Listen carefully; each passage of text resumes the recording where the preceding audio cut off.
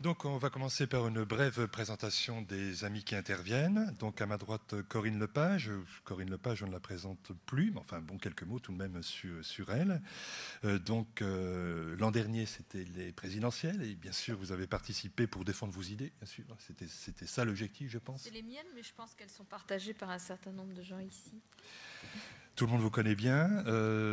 Vous avez donc été également naturellement ministre de l'Environnement et vous êtes l'avocate de gens qui subissent les risques, notamment de la pollution. Vous êtes avocate des personnes touchées par la mucocalie, c'est ça? Ça c'est fini, mais depuis il y a eu deux choses qui s'appellent l'une l'ERECA et plus récemment le Prestige. D'accord. Et donc vous êtes l'auteur d'un livre, de votre dernier livre. Pardonnez-moi, c'est pas le dernier. C'est pas le dernier? Non, il y en a eu deux depuis, trois depuis. Ah, moi j'ai pris ceux qui étaient sur la table, donc on m'a dit que c'était le dernier. Ah bon, écoutez. C'est pas grave. C'est un livre relais, disons. Hein. Donc Corinne Lepage, On ne peut rien faire, Madame la Ministre. Mais donc il y a eu la suite, en quelque sorte, donc les autres tomes, ou en tout cas la suite, dites-nous. Après ça, il y a eu la politique de précaution, qui est un dialogue avec un prof de philo qui s'appelle François Guéry. Et puis il y a eu Oser l'espérance. Et puis entre deux, il y a eu des trucs plus techniques. Mais enfin, ceux qui sont ici disponibles, c'est ceux-là. D'accord, très bien. Donc les livres, naturellement, sont disponibles à la sortie. À ma gauche, Madame Dominique Leglu, qui est l'auteur d'un livre qui est tout à fait étonnant, donc La menace, bioterrorisme, la guerre à venir. Donc on va l'interroger un petit peu sur ce qui pourrait nous arriver. Vous êtes docteur en physique nucléaire et pendant 15 ans, vous avez dirigé le service Sciences de Libération. Vous êtes journaliste d'investigation. Ça veut dire quoi, journaliste d'investigation ? Ça veut dire peut-être aller un tout petit peu plus loin que les faits qui sont distillés facilement, rapidement par les agences de presse. Oui. Ah, on dirait qu'il y a un problème de son.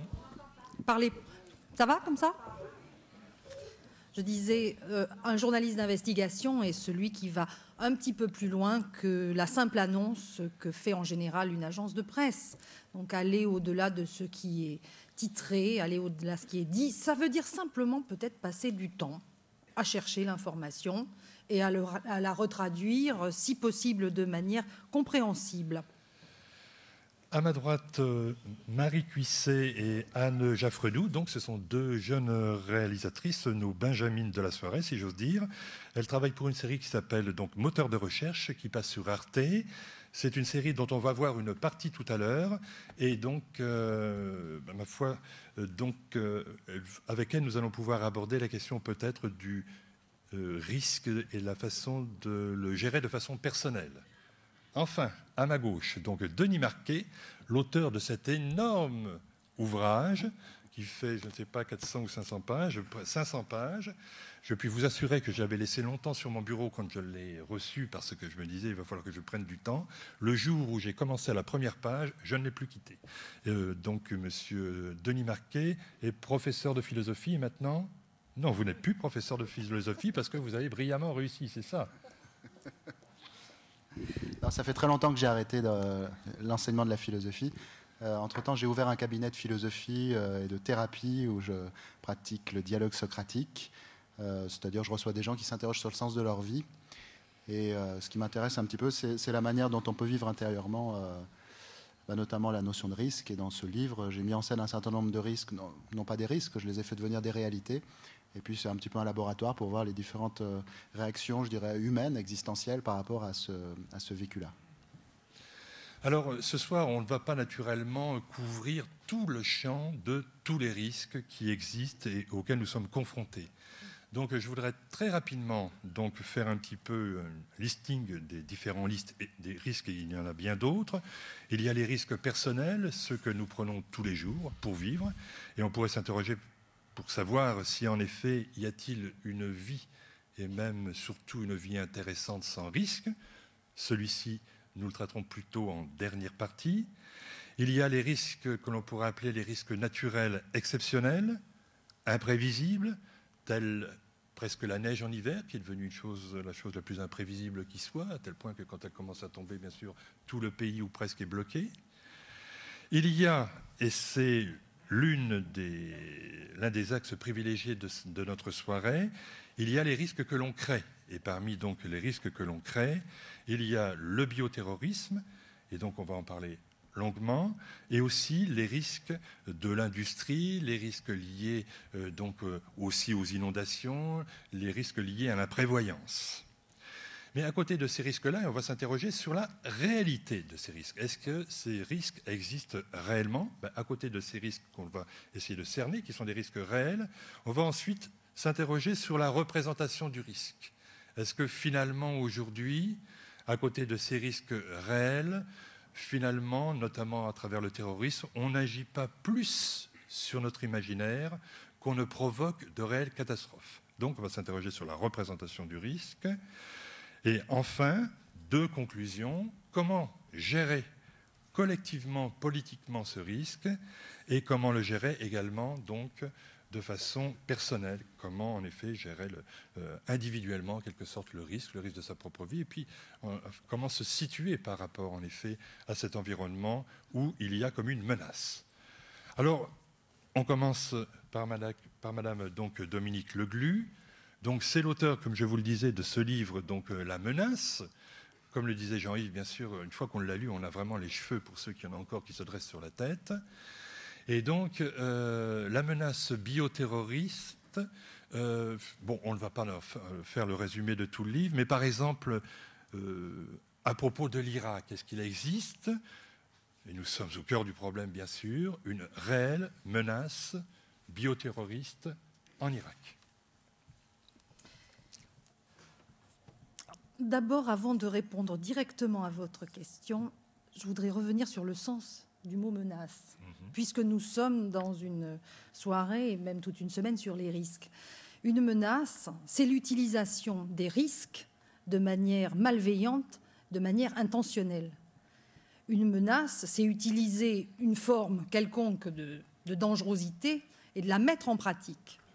Alors, pour ce qui est de l'Irak, d'abord, on peut se poser la question de savoir ce qui nous sera dit à tous, et je ne suis pas plus prophète que les autres, ce qui nous sera dit à tous lundi 27, il y aura un événement important qui sera la fin d'une première partie du travail des inspecteurs en Irak. Donc déjà, on verra s'ils ont trouvé quelque chose, par exemple, donc, comme vous me posiez la question, dans le domaine des armes biologiques, puisque c'est de cela qu'il s'agit quand on parle de bioterrorisme, c'est-à-dire de l'utilisation d'agents pathogènes, de germes, de virus, de bactéries, de toxines contre les humains, contre les animaux, contre les plantes.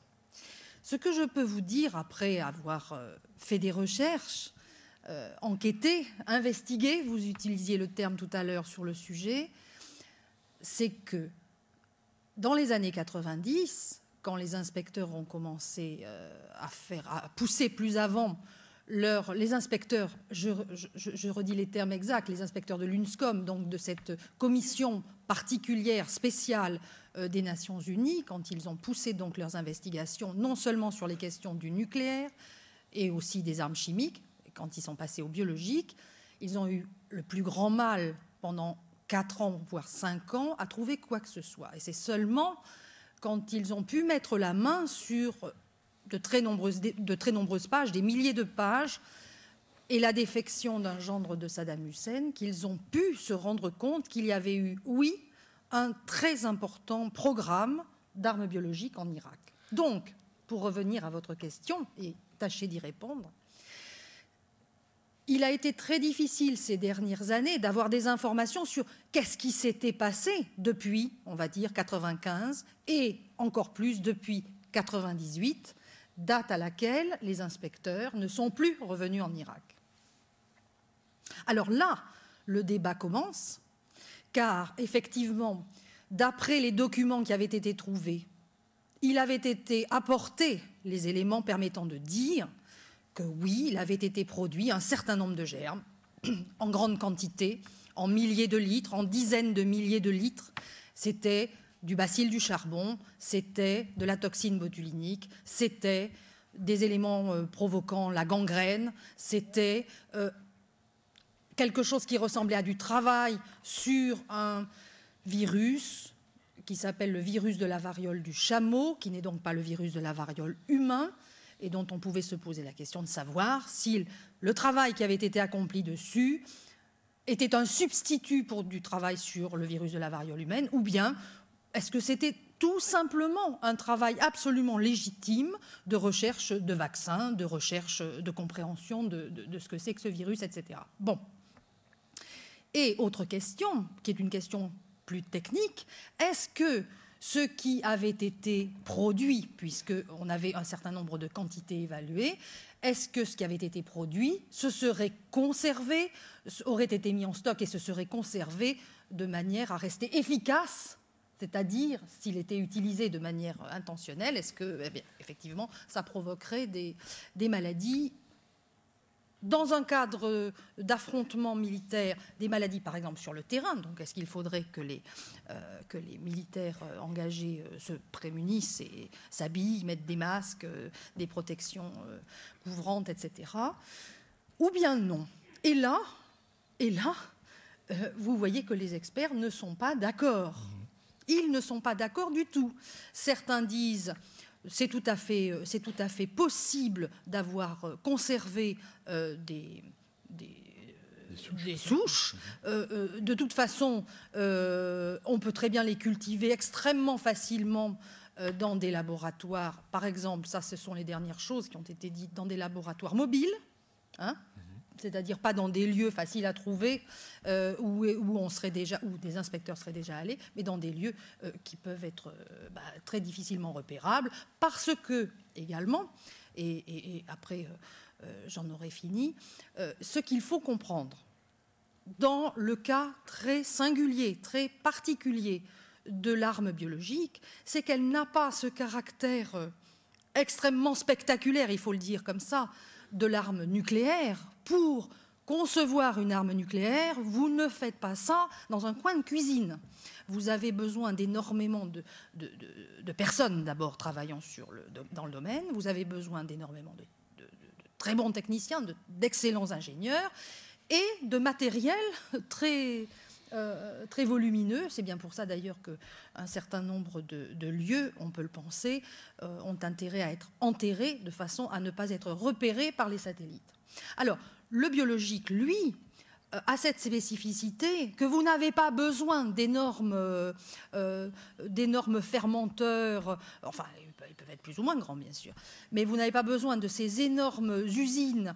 Vous pouvez beaucoup plus facilement les dissimuler, et en particulier, vous pouvez les dissimuler dans des fabriques, dans des lieux où se préparent des choses tout à fait civiles et légitimes. Hein, pour utiliser le jargon, et après j'en aurai fini, militaire, on est typiquement dans ce qui est ce que l'on appelle un domaine dual, c'est-à-dire que, imaginez que vous ayez une usine de vaccins, vous pouvez très bien détourner un certain nombre de souches et en faire quelque chose d'offensif à côté, sans que ça se remarque beaucoup.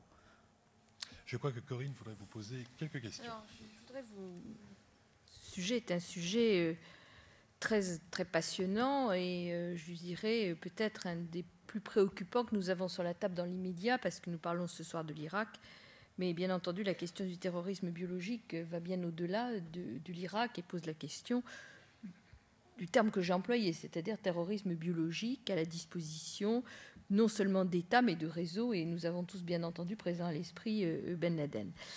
Ma première question, c'est est-ce que on ne peut pas être particulièrement préoccupé par ce qu'a pu nous raconter quelqu'un comme Ken Alibek, Ken Alibek étant un transfuge russe responsable de ce que l'on appelle biopréparate, c'est-à-dire de l'usine soviétique qui est à l'origine de tout le programme soviétique d'armes bactériologiques et chimiques. Donc c'est quelqu'un qui sait ce dont il parle, et il a publié un bouquin qui est traduit en français, qu'on peut trouver en cherchant un peu, mais enfin on arrive à le trouver quand même, que j'ai trouvé pour ma part vraiment tout à fait accablant, et qui dit très clairement qu'effectivement, non seulement l'Irak posséderait les moyens en personnel pour avoir récupéré un certain nombre de gens venant de ces usines ces produits, mais que par-dessus le marché, ils auraient les ogives nécessaires pour les balader. Alors ma première question, c'est quelle foi pensez-vous pouvoir accorder à ces propos? Est-ce que vous pensez que c'est tout à fait fondé? Est-ce que c'est sous bénéfice d'inventaire, étant donné que Ken Alibek est passé aux États-Unis en 1996 ou 1997? Il est certain que Ken Alibek est un des meilleurs connaisseurs du domaine, puisqu'il a été le vice-directeur de ce que vous disiez, Biopréparat, où ont œuvré pendant, une vingtaine d'années, 70 000 personnes, dans des dizaines de centres, en ce qui est devenu maintenant la Russie, mais aussi Ouzbékistan, Kazakhstan, etc. Pour ce qui est de l'Irak, je crois que les seules choses fondées sur lesquelles on puisse se baser pour réfléchir, c'est ce qui a été trouvé par les inspecteurs dans les années 90. En allant sur le terrain, ils ont effectivement trouvé, pas des ogives, mais des bombelettes, il est convenu d'appeler des bombelettes. Par exemple, il est déjà beaucoup plus difficile de se faire une idée claire, parce que là, les gens ne sont pas d'accord entre eux. Les gens étant quoi? Des généraux qui connaissent un certain nombre d'armements. Par exemple, sur des avions qui auraient été équipés de systèmes permettant des pulvérisations. Il a été dit que ces avions avaient été mis au point. D'autres experts contestent la validité de cette mise au point, disent que ça n'aurait de toute façon pas marché. Et in fine, vous avez des responsables militaires britanniques qui ont dit de toute façon qu'ils aient été efficaces ou pas lors des bombardements de Desert Fox, de la dernière guerre qui a duré, je ne sais plus si c'est 48 ou 72 heures, ces avions ont été détruits. Ils étaient dans des hangars qui ont été détruits. Bon, alors, vous voyez que ce n'est pas facile de savoir où ça en est. Et effectivement, pour l'instant, ce qui aurait été, ce qui sera peut-être, mais ça n'en prend pas le chemin, ce qui aurait été une vraie preuve d'un armement offensif, c'est justement de trouver l'arme en question, c'est-à-dire l'obus ou le missile rempli, ou bien montrant des traces de produits. Là, vous avez, il n'y a pas photo. Là, vous êtes sûr qu'il y a quelque chose qui a été volontairement construit, assemblé, etc. Où les choses sont beaucoup plus difficiles, comme je le disais tout à l'heure, c'est quand vous êtes au début du processus. C'est-à-dire, finalement, les virus, les bactéries, il y en a partout. Vous récupérez ces agents pathogènes pour en faire quelque chose. Vous les trouvez. Il faut apporter la preuve qu'il y ait eu vraiment une intention de nuire, que vous n'êtes pas tout simplement en train de travailler pour le bien de vos concitoyens avec ces agents pathogènes. Il faut apporter d'autres preuves aussi. À ce moment-là, je ferai un saut sur ce qui s'est passé aux États-Unis en 2001, sur la qualité même du produit, qualité, prenez cela avec des guillemets, qui a été mise au point. Parce que là, vous avez une indication du raffinement, du travail qui a été fait sur cet agent pathogène, de la façon dont il a été en quelque sorte cuisiné, pour en faire une sauce efficace. Au début, vous avez les ingrédients, c'est comme une cuisine, effectivement. C'est pas parce que vous avez des poireaux, des carottes, que vous avez vraiment une soupe. Il a fallu touiller avant et faire des choses dessus. Et c'est si vous trouvez la soupe que vous dites « Ah, là, c'est peut-être dangereux ». J'aurais une deuxième question avec une sous-question. Est-ce que vous pensez que l'équipe conduite actuellement par M. Beck est parfaitement opératoire, puisqu'il y a eu quand même un certain nombre de questions qui ont été posées sur ce point, et notamment des interrogations sur les raisons pour lesquelles certains pays, dont le nôtre, je crois, étaient intervenus pour qu'un certain nombre de gens dits compétents ne fassent pas partie. Et trois questions annexes de celle-là. Comment se fait-il qu'on ait eu aussi peu d'éléments dans le grand public sur les 12 000 pages qui ont déjà été remises par les inspecteurs, où il semblerait, d'après ce que j'ai pu lire à certains égards, que certaines entreprises européennes aient fourni certains éléments à l'Irak. Oui, ça, je vais vous dire. Alors ça, c'est secret de Polichinelle. Mais je dis pas que le coût des usines. Il y en a beaucoup. On le savait déjà depuis le début des années 90. D'accord. tout le monde ne s'est pas forcément intéressé aux détails du nom des usines, mais c'était quelque chose qui n'était pas particulièrement inconnu.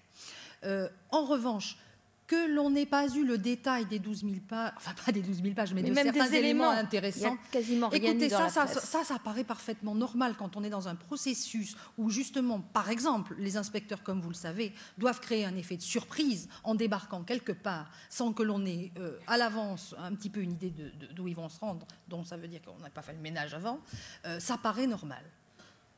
Maintenant, pour ce qui est de l'attitude des inspecteurs, je ne vois pas comment je pourrais me permettre, moi, d'où je parle, de mettre en doute leur bonne foi, leurs compétences techniques. Non, mais j'entends bien. Cela étant, où je pense que je rejoindrai votre interrogation, ce qu'on peut se poser comme question, c'est demander aux inspecteurs, dans la situation actuelle, de fournir ce qu'il est convenu d'appeler aux États-Unis un smoking gun, c'est-à-dire un pistolet fumant. Là, peut-être c'est mission impossible.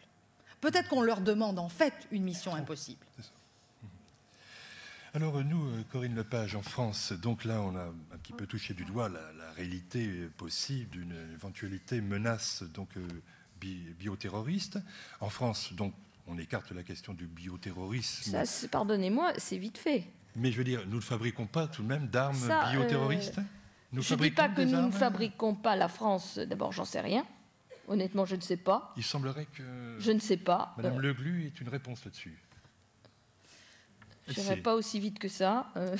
Alors, là, le problème... Alors, vous ne m'en voudrez pas, il faut que je sois un tout petit peu raffinée pour répondre. D'abord, je peux dire aussi en première approximation, je n'en sais rien. Mais en deuxième approximation, après avoir rencontré un certain nombre de gens, je crois que ce qu'il faut dire... Premièrement, la France a ratifié la Convention d'interdiction des armes biologiques. Donc, effectivement, si elle ment, et s'il y a des lieux où nous fabriquons ces armes biologiques, c'est extrêmement grave au niveau international. Mais bon, il y en a d'autres qui manifestement le font.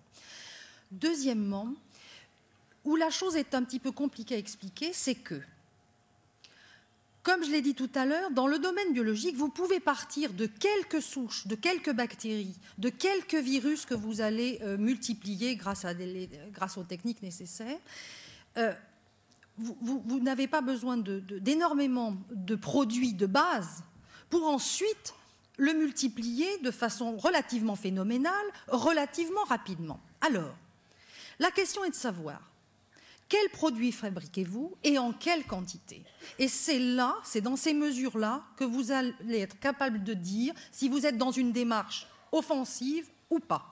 C'est très difficile, effectivement, parce que ce dont il n'est pas douteux, c'est qu'il existe au moins un centre de recherche en France qui s'appelle le Centre du Boucher, qui est un centre appartenant au ministère de la Défense, où se font ce qu'il est convenu d'appeler des recherches de biodéfense. C'est-à-dire, que fait-on et que doit-on faire, je dirais, que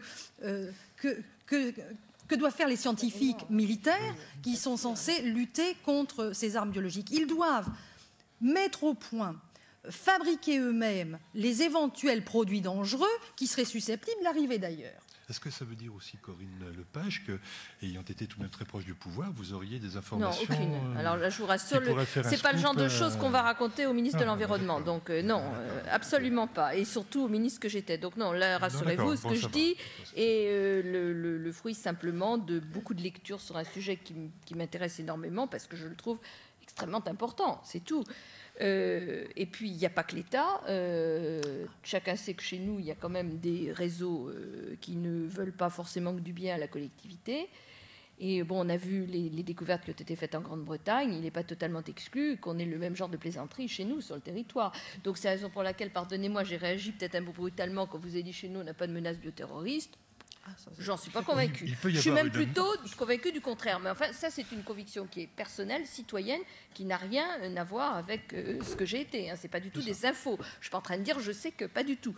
Mais simplement, je pense que c'est une menace qui doit être prise au sérieux. Il y a peut-être une menace bioterroriste qui viendrait peut-être de groupes déterminés.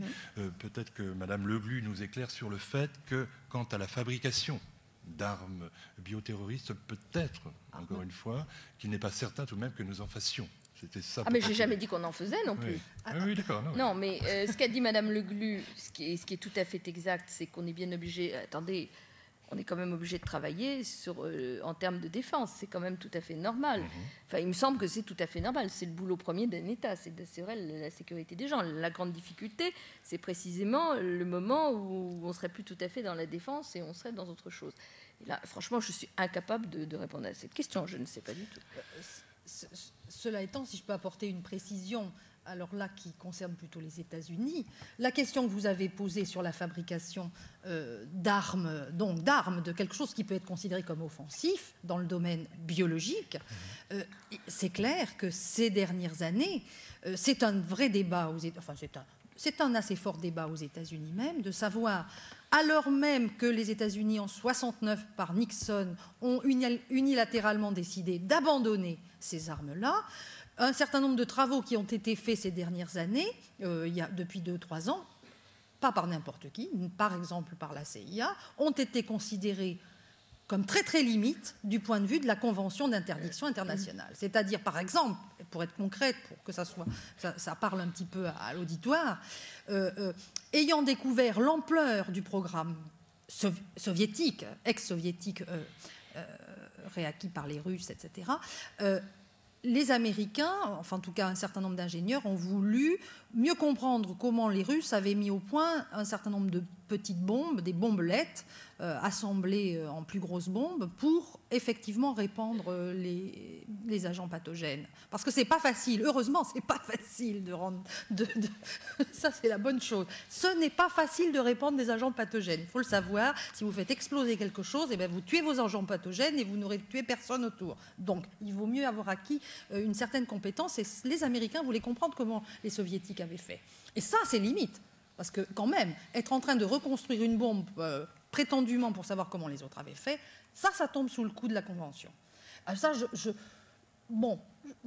évidemment, je peux me tromper. Je pense être quasi certaine qu'on ne pratique absolument pas ce genre de recherche en France. D'accord. Bon, on va momentanément laisser le bioterrorisme et la fabrication des armes, et puis on va s'interroger un peu sur les risques donc réels que nous fabriquons nous-mêmes en France. Et là, Corinne Lepage, donc quand on regarde la situation, je lisais dans une revue spécialisée que 80% des communes en France ont été déclarées sinistrées entre 82 et 2001, ça fait tout de même beaucoup, qu'il y avait 500 000 installations classées donc pour l'environnement, 1200 installations classées Céveso, etc. Donc, est-ce que nous vivons sur à la fois une poudrière en raison de la proximité des usines dangereuses? Est-ce que nous vivons également sous une menace réelle et objective donc des inondations? Est-ce que finalement la vie en France est devenue de plus en plus risquée à mesure du développement de l'industrie, de l'urbanisation, etc. Alors, c'est deux questions qui ne sont pas tout à fait les mêmes. Je ne crois pas qu'on puisse mettre exactement sur le même pied d'égalité le risque dit naturel et le risque industriel ou technologique. Je dis risque dit naturel parce que dans le risque naturel, il me paraît y avoir celui qui est vraiment celui résultant du fait du hasard, de l'aléa total, qui va être effectivement la tempête, qui va être dans certaines zones, sous certaines conditions, des inondations, des bouleversements de terrain, des éruptions volcaniques. Ça, je dirais que c'est la vie de la nature, c'est le rapport de la condition humaine à la nature elle-même, et là-dessus, nous sommes un pays, je dirais par rapport à d'autres, très privilégiés. Hein. Nous sommes un pays très tempéré. C'est vrai qu'il y a quelques risques naturels, mais enfin, quand vous regardez même des voisins proches comme l'Italie pour les volcans ou d'autres pays, vous voyez qu'on est plutôt bien placé, même les États-Unis, par rapport à des ouragans ou à des tempêtes extrêmement violentes, on est plutôt bien placé. L'Italie dans tous ses Etnas, d'ailleurs. L'Italie dans tous ses Etnas, effectivement. Mais à côté de ce risque naturel-là, il y en a un deuxième, et c'est la catégorie de ce que j'appellerais les risques dits naturels. C'est-à-dire que lorsque le même événement se reproduit à plusieurs reprises au même endroit, on peut se poser une question quand même, c'est pas très normal. À ce moment-là, on sort de l'aléa total et il faut s'interroger sur les évolutions qui ont pu conduire à la reproduction de phénomènes anormaux. Et alors là, on tombe sur un certain nombre de faits qui, certains sont probablement, mais ça c'est une interprétation personnelle et elle est sur le plan scientifique discutée et discutable. Moi, je pense qu'on est entré dans une ère de changement climatique et qu'il y a un certain nombre d'effets qui se font déjà sentir, mais je ne suis pas capable de le démontrer. Je le pense, mais je ne suis pas capable de le démontrer. Et puis, il y a les inondations, qui là sont le résultat des transformations que nous avons fait subir à notre milieu. Sans vouloir toujours soit faire les études d'impact nécessaires, soit en trichant quelque peu avec les effets possibles. Alors, je vous donnerai, on peut en donner de multiples exemples, bien sûr. Malheureusement, cette région a connu des inondations épouvantables voici quelques mois. Pour sortir de la région, je rappellerai simplement que les gens du Nord, je pense à la région d'Abbeville, mais pas seulement, je pense aussi au Picard, sont confrontés à des inondations à répétition. Et par exemple, dans la région amiénoise, au sud d'Amiens, entre Amiens et Roye, où on a construit côte-côte un autoroute et un TGV, eh bien, ceci a eu pour effet d'entraîner des tassements considérables et des résurgences. Ce qui fait que les malheureux qui ont l'immense bonheur d'être sur le cône de la nappe phréatique, qui a en plus gonflé du fait d'une augmentation incontestable des pluies, eh bien, sont des gens qui sont maintenant en permanence dans l'eau, et on voit ressurgir des rivières qui n'existaient plus depuis le XVIIe siècle. Dans la région de Roye, ça veut dire des champs inondés. Et tout cela, c'est incontestablement notre aménagement du territoire. Le fait que nous avons construit en zone inondable, le fait que nous avons systématiquement détruit les haies à cause du remembrement. Enfin, je veux dire, c'est toute la politique d'aménagement du territoire qui a été menée depuis des années, on le sait, mais je dirais quelque part, on continue. Ça, c'est le premier volet. Le deuxième volet, c'est celui du risque industriel. Alors, le volet, il y en aurait presque un troisième d'ailleurs, qui est le risque des produits. On va fermer un certain nombre de volets. Le risque industriel, oui, mais c'est peut-être le plus important. C'est peut-être le plus important. Jean-Marie Pelt parlait tout à l'heure des questions des pesticides. Moi, je crois que le fait de la rémanence des produits chimiques dans notre alimentation, dans notre eau et dans l'air que nous respirons n'est pas sans incidence sur le fait qu'on ait une explosion du nombre de cancers. Il faudra quand même qu'on m'explique le contraire. Jusque-là, moi, je ne le crois pas. Donc c'est peut-être là où précisément nous avons le plus de difficultés et nous savons le moins de choses parce qu'il y a des effets croisés, que nous sommes un pays qui est réfractaire à l'épidémiologie, malgré des efforts louables comme ceux que déploie Lucien Benaïm. Il n'en demeure pas moins qu'on a des retards colossaux et que ce qui nous gêne, on ne veut pas savoir. Je dirais qu'il y en a encore un exemple tout récent, c'est pas sur les humains, c'est sur les animaux. Le fait d'autoriser le gaucho est quelque chose de scandaleux. Je le dis comme je le pense. Voilà. Alors, pour en revenir au risque industriel, et j'irai vite parce que c'est vrai qu'on pourrait passer la soirée là-dessus. Bon, sur le risque industriel, il est incontestable que le fait de manier certains produits peut entraîner un certain nombre de conséquences. Bon. Si on a des usines Céveso, c'est précisément, même si tout à l'heure on a vu que Céveso n'avait peut-être pas été tout à fait ce qu'on en a dit, il est incontestable qu'une centrale nucléaire, une usine pétrochimique, une usine de raffinage, des cuves de chlore, du phosgène, tout ça, c'est extrêmement dangereux. Alors, nous avons un double problème.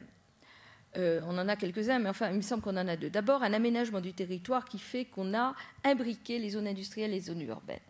Et que c'est vrai que c'est beaucoup plus difficile de gérer des zones à risque qui sont imbriquées dans des zones de très grande densification plutôt que quand c'est dans des zones d'habitat plus dispersées où effectivement il y a des zones de sécurité beaucoup plus importantes. Et je ne vois pas très bien comment on va faire avec des zones comme le couloir de la chimie dans le Rhône ou comme la région autour de Rouen ou du Havre. Très franchement, ça paraît extrêmement difficile de gérer ces problèmes-là. Le deuxième point, c'est qu'on a en France une solide tradition qui consiste à ne pas dire aux gens la réalité des risques auxquels ils sont exposés. Alors on en a eu une jolie illustration avec l'affaire de Tchernobyl, mais ce n'est pas la seule. Hein. Bon.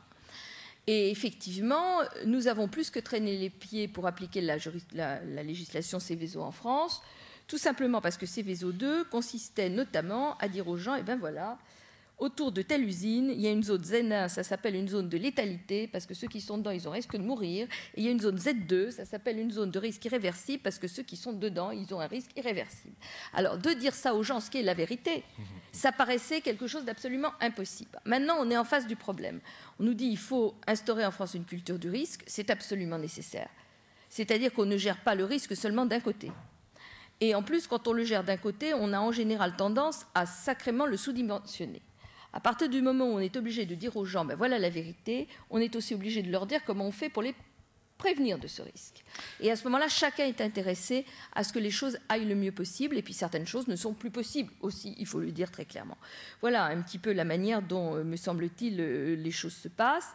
Alors, nous ne sommes pas faits différemment des autres, hein. Les autres aussi, ils fabriquent des choses dangereuses, et ils ont des usines dangereuses, mais je dirais que la différence avec un certain nombre de pays industrialisés, c'est la manière de traiter les citoyens qui est profondément différente. C'est que chez nous, de manière assez générale, les gens sont considérés comme des gens qui ne sont pas responsables, qui sont enfants au sens latin du terme, c'est-à-dire qu'ils ne sont pas capables de comprendre le monde dans lequel ils vivent. Je crois que la première chose à exiger, c'est qu'il en aille différemment.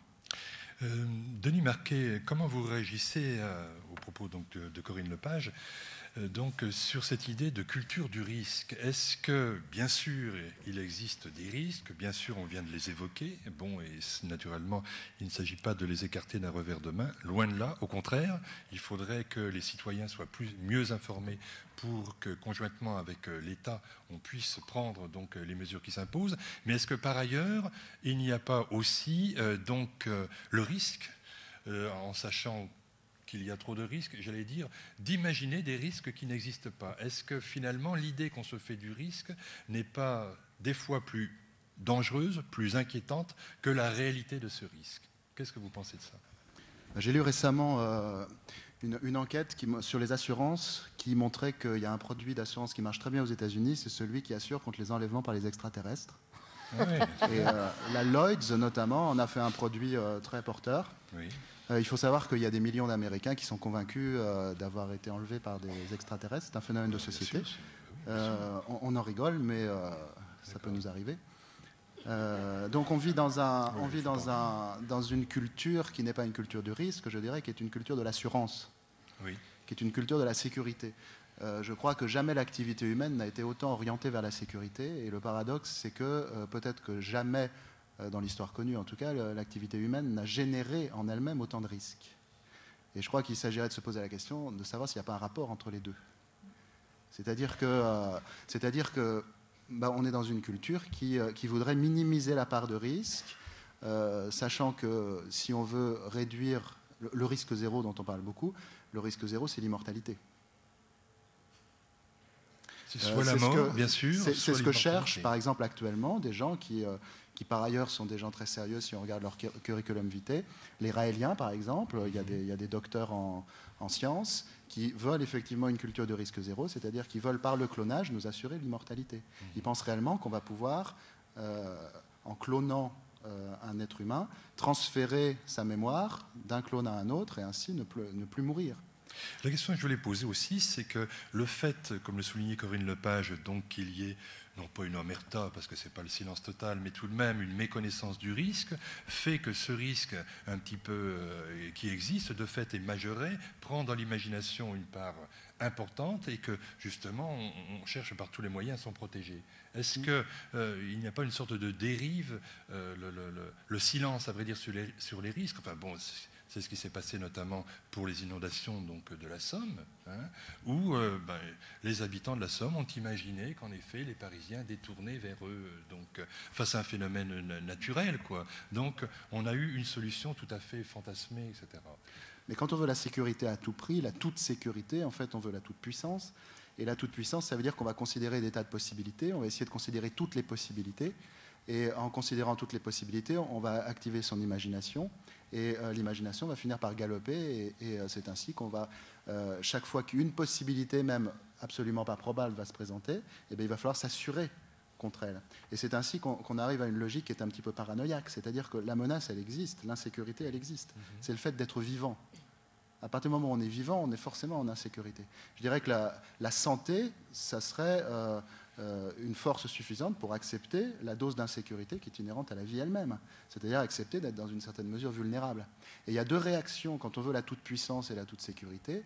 La première réaction, c'est de développer une paranoïa, d'envisager toutes les possibilités les pires et aussi toutes les menaces les pires, parce que l'autre en lui-même, quel qu'il soit, est une menace potentielle. Et c'est pour ça que je voudrais dire au passage qu'il faut faire attention, on parle de bioterrorisme, mais qu'est-ce que c'est que le terrorisme? C'est un jeu sur les possibilités. C'est-à-dire que pour l'instant, on n'a pas été touché par quelque chose. C'est une menace, c'est-à-dire que c'est des gens qui effectivement sont mal intentionnés, mais qui jouent avec des possibilités. Pas avec de la réalité, avec des possibilités. Oui, ils jouent sur notre imaginaire, ils jouent sur notre peur, c'est voilà, sûr. Ils jouent sur même notre si, peur. objectivement, ils ne sont pas dans la rue face à nous en train de nous menacer directement. Voilà, ils jouent avec notre peur, mais ensuite, il y en a d'autres qui, à partir de ce jeu de certaines personnes, eh bien, vont en profiter pour activer et aussi développer la peur de l'autre qu'on peut avoir. C'est-à-dire que politiquement, il y a quand même quelque chose de très problématique en ce moment, de rejeter sur une certaine catégorie de gens la peur, voire la paranoïa qu'on peut ressentir, c'est-à-dire une espèce d'insécurité fondamentale, sans s'interroger sur les véritables raisons et les véritables structures du monde contemporain, qui peut-être font que des gens sont amenés à des extrémités de ce genre-là. Et ça, je crois qu'il faut avant tout se poser des questions sur son propre rapport à la vie. C'est ça qui est en jeu. Nous le poserons tout à l'heure. Madame Le Glu, vous vouliez ajouter quelque chose? Oui, je voulais juste donner un élément de réflexion qui peut-être fait une grosse différence avec les temps anciens ou les temps passés. Je ne pense pas fondamentalement que l'homme ait changé. En revanche, ce qu'il peut avoir entre les mains, lui, a changé. Et je pense que c'est de là que peut venir une peur, une crainte. Et je pense qu'elle est justifiée. On a employé ces derniers temps, vous êtes abreuvé d'émissions et de phrases qui réemploient sans arrêt le terme d'armes de destruction massive. C'est ces armes dont je parle dans mon livre quand j'évoque le bioterrorisme, c'est-à-dire des armes biologiques, mais il y a aussi les armes nucléaires, il y a aussi les armes chimiques. Effectivement, actuellement, je reprends la phrase de l'astronome royal, on va dire que c'est le scientifique le plus éminent de Grande-Bretagne, qui dit sa peur à lui actuelle, c'est de voir qu'un fanatique, un type dérangé, style Unabomber aux États-Unis, celui qui a harcelé pendant 17 ans un certain nombre de gens en leur envoyant des paquets piégés, un seul individu peut se doter d'une arme potentiellement très dangereuse. Et ça, c'est différent d'avant. Ça fait peut-être, pour moi, une rupture avec des temps précédents, et je pense que c'est pour cela qu'un certain nombre de responsables s'inquiètent. Au passage, pour de vrai, la rupture et le changement dans la réflexion, pour moi, s'opère en 1995, quand la secte Aoum, au Japon, a utilisé le gaz sarin, qui est donc un gaz de combat, pour agresser dans le métro de Tokyo. Et là, ça a fait une différence. Pourquoi? Parce que pour la première fois, effectivement, il était fait usage de ce qu'il est convenu d'appeler une arme de destruction massive. Heureusement, ça n'a pas bien marché. Il n'y a eu que 12 morts. Oui, alors justement... Je voudrais juste te dire une petite chose. De fait, s'il n'y avait pas le terrorisme, il n'y aurait pas cette terreur, il n'y aurait pas cette peur. Mais s'il n'y avait pas la terreur, s'il n'y avait pas la peur, il n'y aurait pas non plus le terrorisme. Il ne faut pas oublier cet aspect-là des choses. Les deux sont complémentaires. Je crois que vous soulevez donc la question suivante, c'est donc comment bien gérer cette menace, cette peur et ce risque. Alors quelles sont les solutions? Enfin, on va naturellement, juste de façon embryonnaire, on ne va pas développer tout ce qui... Je crois qu'il y a un certain nombre de choses qui sont mises en place en France, notamment il y a le plan Biotox. Bon, donc comment bien gérer le... ce risque-là. Oui. Avant peut-être de répondre sur Biotox, je voudrais revenir sur 2 points qu'a abordé M. Marquet, où je suis pas d'accord avec lui.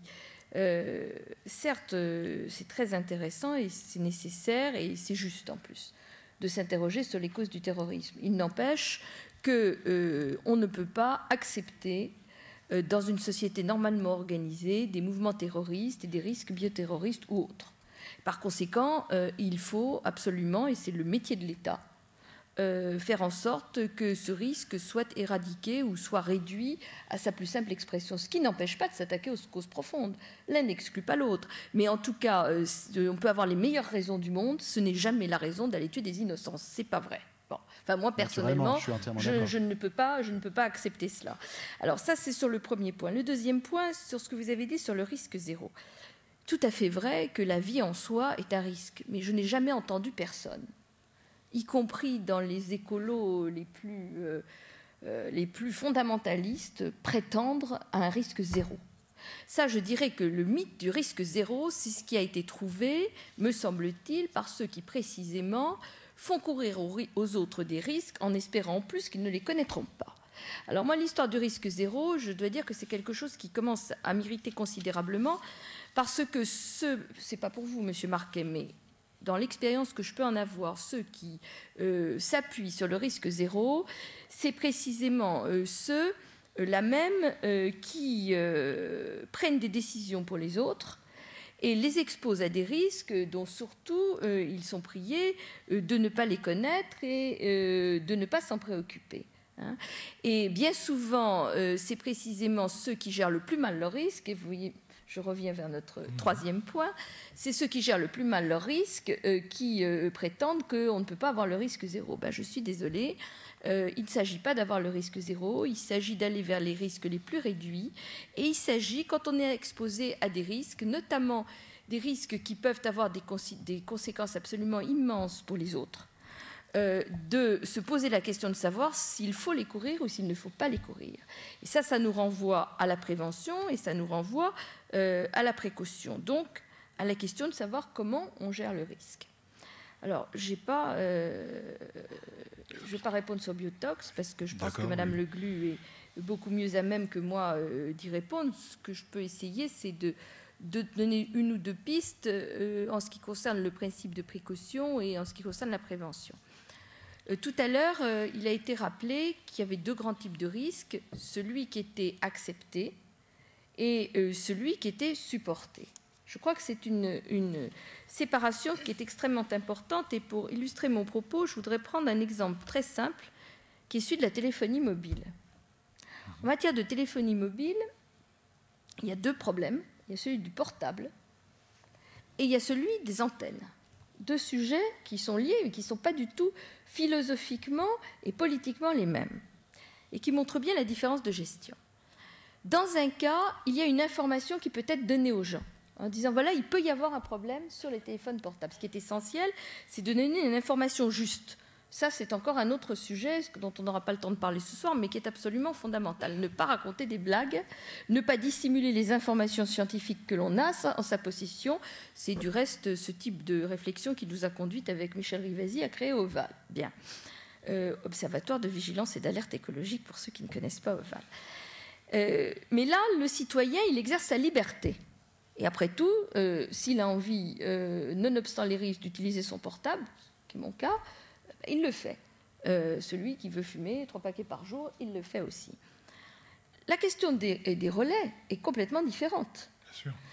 Elle est complètement différente parce qu'il y a très probablement un problème. Il y a des gens qui ne le supportent pas, même si ça ne plaît pas aux gens qui font la téléphonie mobile, c'est comme ça. Il y a des gens qui ont une hypersensibilité aux antennes relais qui ne les supportent pas. Et les normes qui ont été adoptées en France sont des normes extrêmement laxistes par rapport à celles qui existent dans d'autres pays européens. Eh bien, le malheureux citoyen qui est confronté à ces antennes relais, lui, il ne peut pas décider qu'il va utiliser son portable ou qu'il ne va pas l'utiliser. Il est soumis à ça. Et c'est là où on revoit le rôle de la puissance publique. Il y a deux cas de figure. Celui où le citoyen peut adapter son comportement, et c'est la liberté individuelle, à la gestion de son propre risque, et celui dans lequel le citoyen ne le peut pas, parce que tout simplement, il n'a pas les moyens de le faire. Alors c'est vrai pour les antennes relais, c'est vrai pour les organismes génétiquement modifiés, c'est exactement le même type de problème. Je m'arrête là parce que je suis trop bavarde. Alors, gestion individuelle et donc gestion collective du risque, c'est le moment donc de lancer donc l'émission, le début de l'émission, parce qu'on n'en verra qu'une partie, c'est dommage, mais bon, donc de Marie Cuisset et Anne Jaffrenou. Donc on va voir un peu comment elles ont posé la question et aussi quelles sont les réponses que certains de leurs interlocuteurs donc ont apportées. Un mot juste avant que la technique puisse lancer, le film. Peut-être, oui. Marie ? Il faut regarder. Non, on peut juste dire que le moteur de recherche en fait était inscrit en fin d'une soirée thématique qui concernait les risques naturels. Et donc on nous avait commandé une sorte de conclusion ouverte sur la notion de risque. Donc vous verrez qu'on fait appel à des disciplines de recherche tous azimuts qui parlent ensemble. Est-ce que la technique peut envoyer le film ? Merci.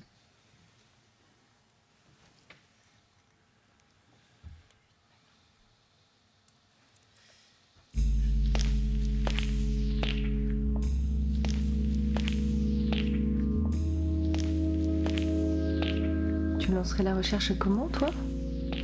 À partir des catastrophes naturelles, j'ai envie qu'on réfléchisse au rapport entre l'homme et toutes sortes de risques qui l'entourent.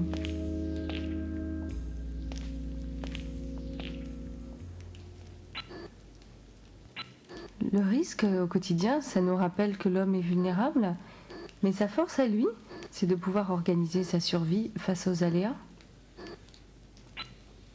Et si on allait explorer des disciplines comme l'ethnologie, l'astrophysique, l'art ou les high-tech, on pourrait voir la multitude de solutions que l'homme invente pour faire face aux forces qui le dépassent. Les forces ? Quelles forces ? Qu'est-ce qu'on risque au fond ? C'est ça que nous dit Daniel Guyonnet ?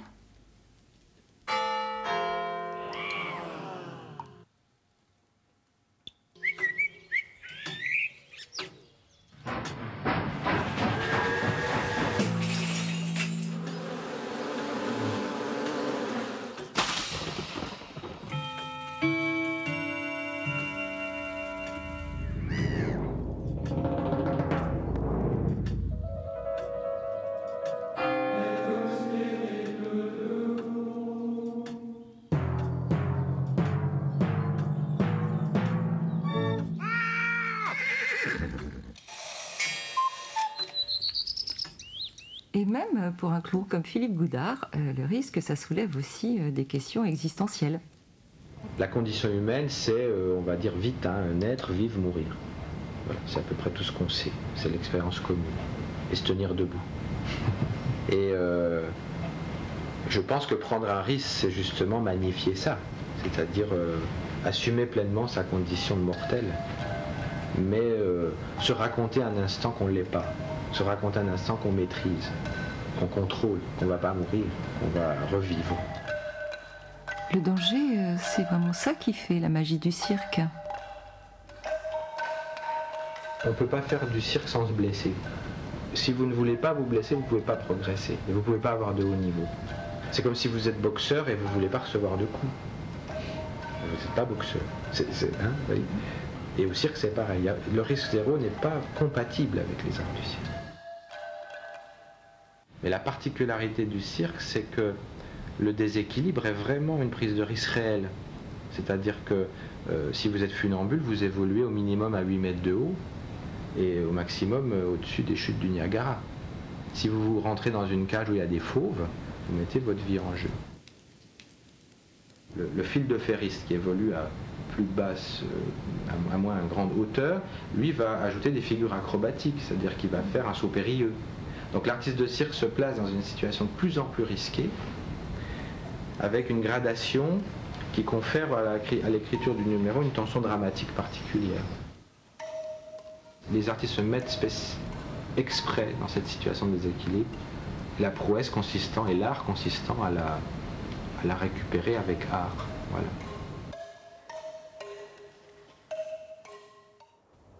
L'art de la chute, ça concerne aussi une toute autre discipline.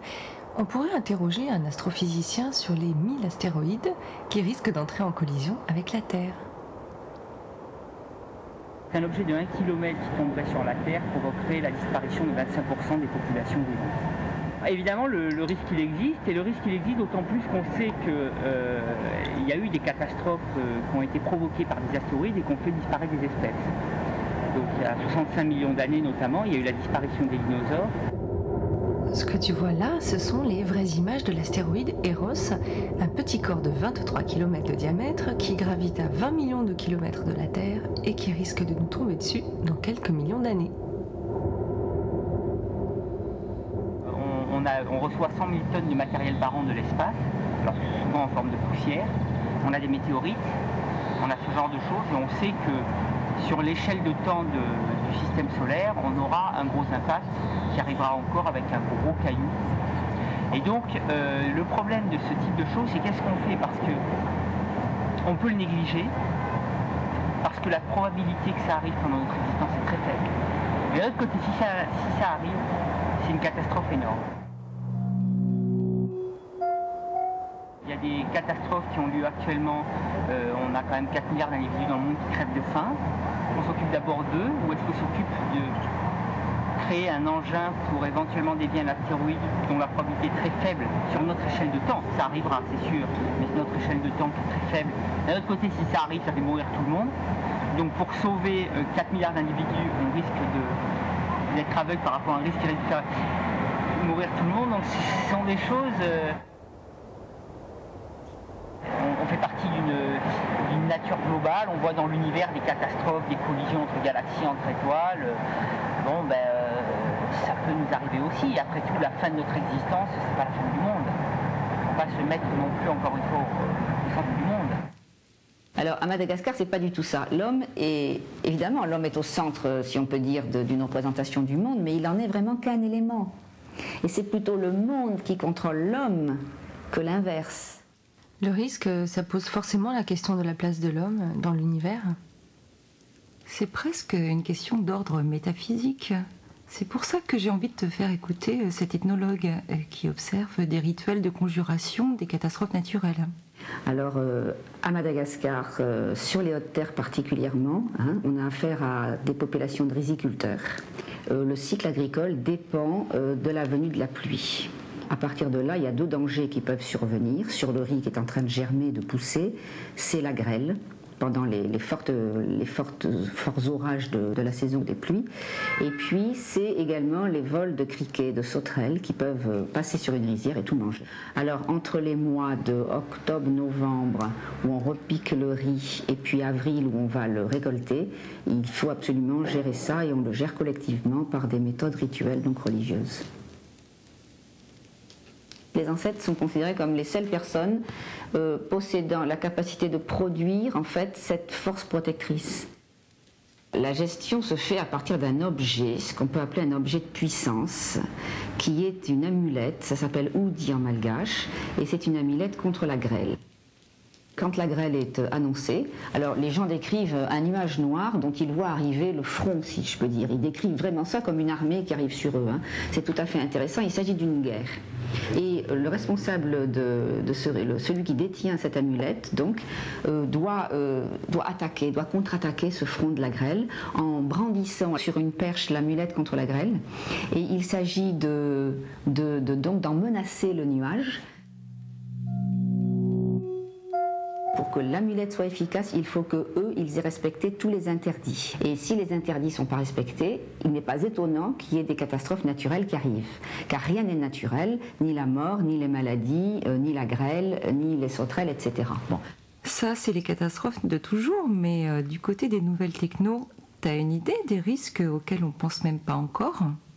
Il y a quelqu'un qui y pense vraiment, c'est Bill Joy, le cofondateur d'une grosse boîte de high-tech.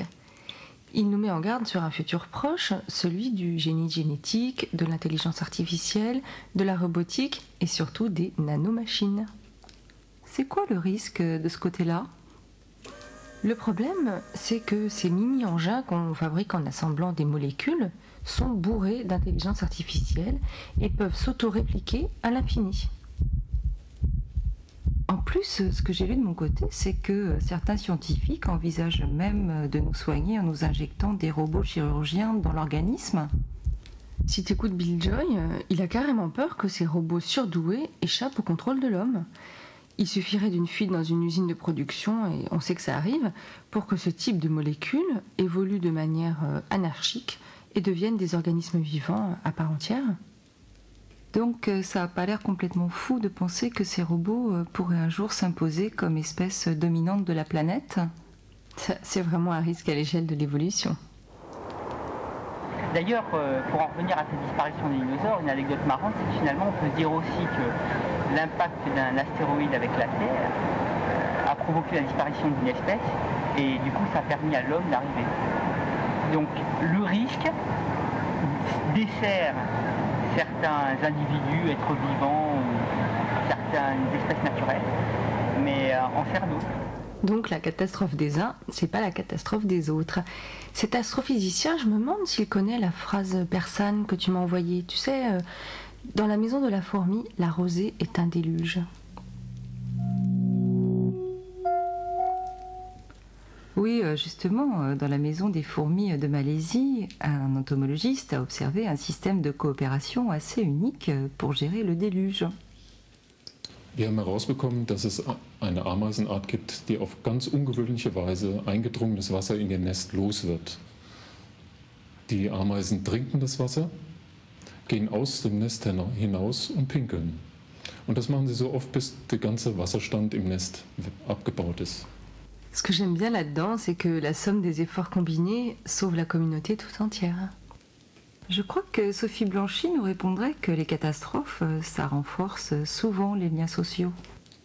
Ces pratiques sont des reflets effectivement de l'état des relations entre les gens. Il y a une mobilisation de tous les riziculteurs de cette vallée autour des rituels d'exaltation et ensuite autour de la lutte et ensuite autour de la gratification, si on peut dire, des détenteurs des amulettes.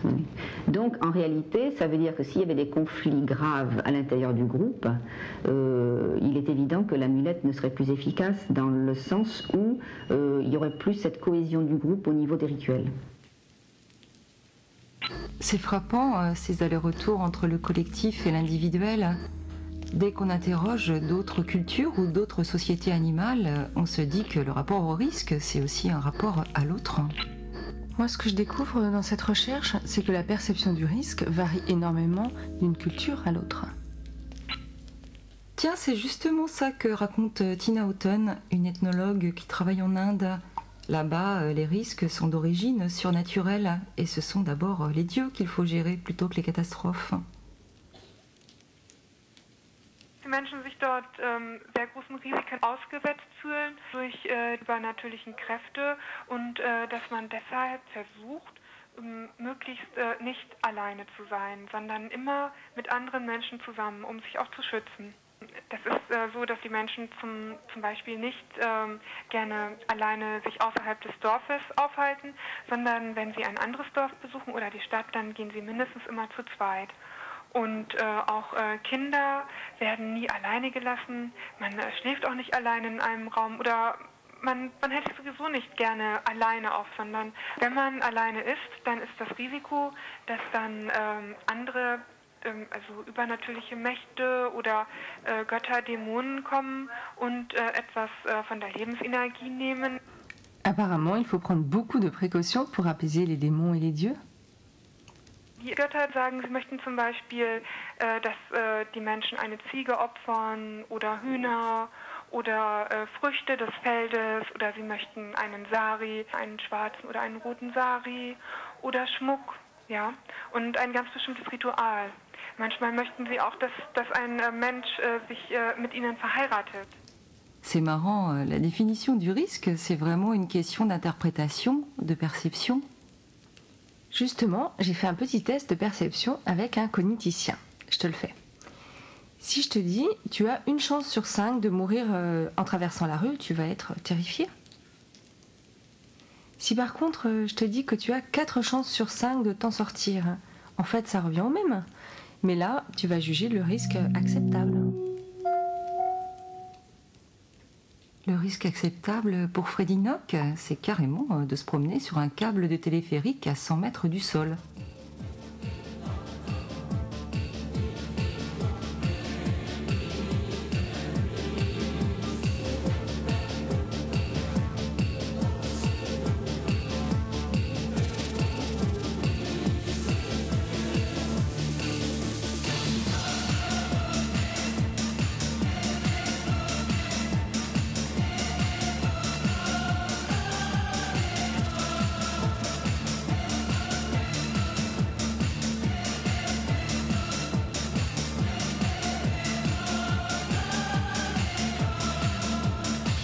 se rapprocher comme ça du ciel, c'est vraiment une manière très poétique de dominer le monde et le risque. C'est ça aussi qui anime Philippe Goudard. Je suis un clown, moi j'ai pas de conseils à donner à la planète entière, mais ce que je sais c'est que quand je pratique l'art de la chute comme clown, d'abord j'amuse les autres, donc je les rends heureux quelques secondes. Je leur montre que c'est pas si grave que ça, peut-être. Que faut arrêter de flipper, quoi. On gagne de l'autonomie, de la liberté, on retrouve son humour, et puis on se sent mieux. Et se sentant mieux, on reprend le contrôle de son esprit et on arrive à avoir de l'imagination, et donc à peut-être trouver des solutions si vraiment il y a des problèmes, quoi. Voilà, merci. Alors...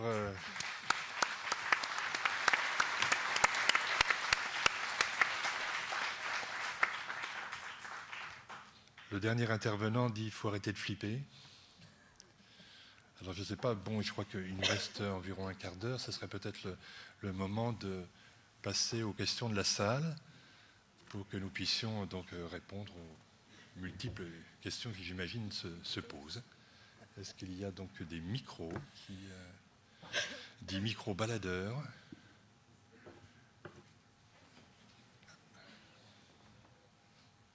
Vous avez vu dans le reportage, bien sûr, la multitude des réponses, bien sûr, des cultures, des civilisations au risque.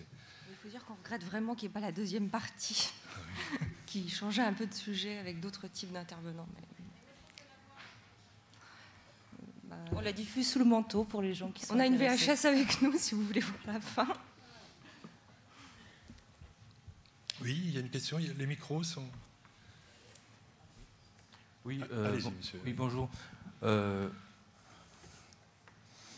le reportage, là, il y avait la gestion du risque personnel, où on disait traverser la route, c'est au niveau du risque personnel, une chance sur 5 de se faire renverser, à toi de le prendre. Bon, que ça soit une chance sur 5, 200 sur 5, quand on prend le risque nous-mêmes, ça peut se comprendre. Lorsqu'il y a le risque, on va dire, collectif, je voudrais le demander à Madame Lepage, en tant que ministre, comment faites-vous pour dire, quel est le raisonnement qui vous amène à dire, après tout, 2 chances sur 3, c'est acceptable pour la collectivité, ou une chance sur 5, comment est-ce que vous faites ? D'abord, je ne suis plus en fonction, alors je parle au passé. Dieu merci, je n'ai jamais posé les questions comme ça, monsieur. Je ne me suis jamais dit, si je fais ça, il y a tant de chances que les gens aient des problèmes. Non. Lorsqu'il m'est arrivé, Dieu merci, assez rarement, d'avoir à me poser ce type de questions, mais d'abord, je me suis posé la première question, c'est est-ce qu'il y a un moyen de faire en sorte que je réduise le risque au minimum. Bon. Et quand j'ai pu le faire, je l'ai fait. Par exemple, si j'ai interdit la mise en culture des OGM, c'est précisément parce que je pensais que le risque ne valait pas la peine d'être couru. Donc déjà, quand il y a une solution de ce genre, on la prend. Bon. Et puis, deuxièmement, parfois, effectivement, on est confronté à une impossibilité de dire il n'y a pas de risque. Je vais vous donner un exemple. J'ai été confrontée au problème des farines animales, puisque c'est en 1996 qu'on a décidé d'arrêter, heureusement d'ailleurs, de donner au bétail des farines animales, et donc on s'est retrouvé avec des stocks sur les bras moins importants que ceux qu'on a aujourd'hui, mais enfin qui étaient déjà considérables. Et là, je me suis trouvée en face d'un vrai problème. C'est que le stockage n'était pas une bonne solution, parce qu'il y a des risques dont personne du reste était capable de me dire s'ils étaient avérés ou non, c'est-à-dire est-ce qu'il y avait un risque si les farines étaient avec du prion, que le prion passe dans l'eau et dans le sol, parce que c'était ça mon problème. Hein. Et puis l'autre risque, c'était de les traiter, et de les traiter avec des risques. Et bien là, j'ai essayé de faire le moins mal possible. C'est-à-dire de confronter des techniques et d'essayer de voir celles qui présentaient le moindre risque pour les gens. C'est tout. J'ai peut-être mal décidé, l'avenir me le dira, mais disons que j'ai essayé de m'appuyer sur ce que j'avais à ma disposition comme expertise scientifique pour faire le moins mal possible. Et ça s'est terminé dans des cimenteries avec des conditions draconiennes mises au point par le professeur Dormont. Voilà. Mais autrement, je ne me suis jamais permis de prendre une décision dont je me suis dit, ben voilà, il y a tant de gens qui risquent d'avoir tel ou tel problème. Oui, autre question à droite. Oui. Oui, allez-y.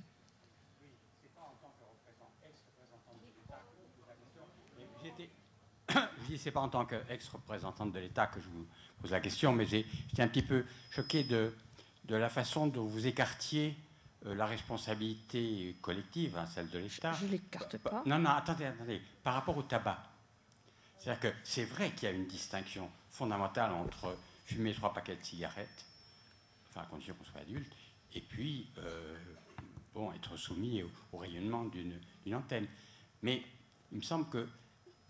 Enfin, qu'est-ce que vous en pensez ? Je pense qu'on vit dans un État qui est en fait très jacobin, qui dans certains domaines est extrêmement coercitif, et je pense aux médecines alternatives, où la France est en pointe par rapport au dirigisme.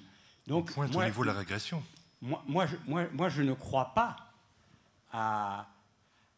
au désir de l'État, ni de préserver les citoyens, ni de préserver la liberté. Alors, je pense qu'on a le plus mauvais régime possible.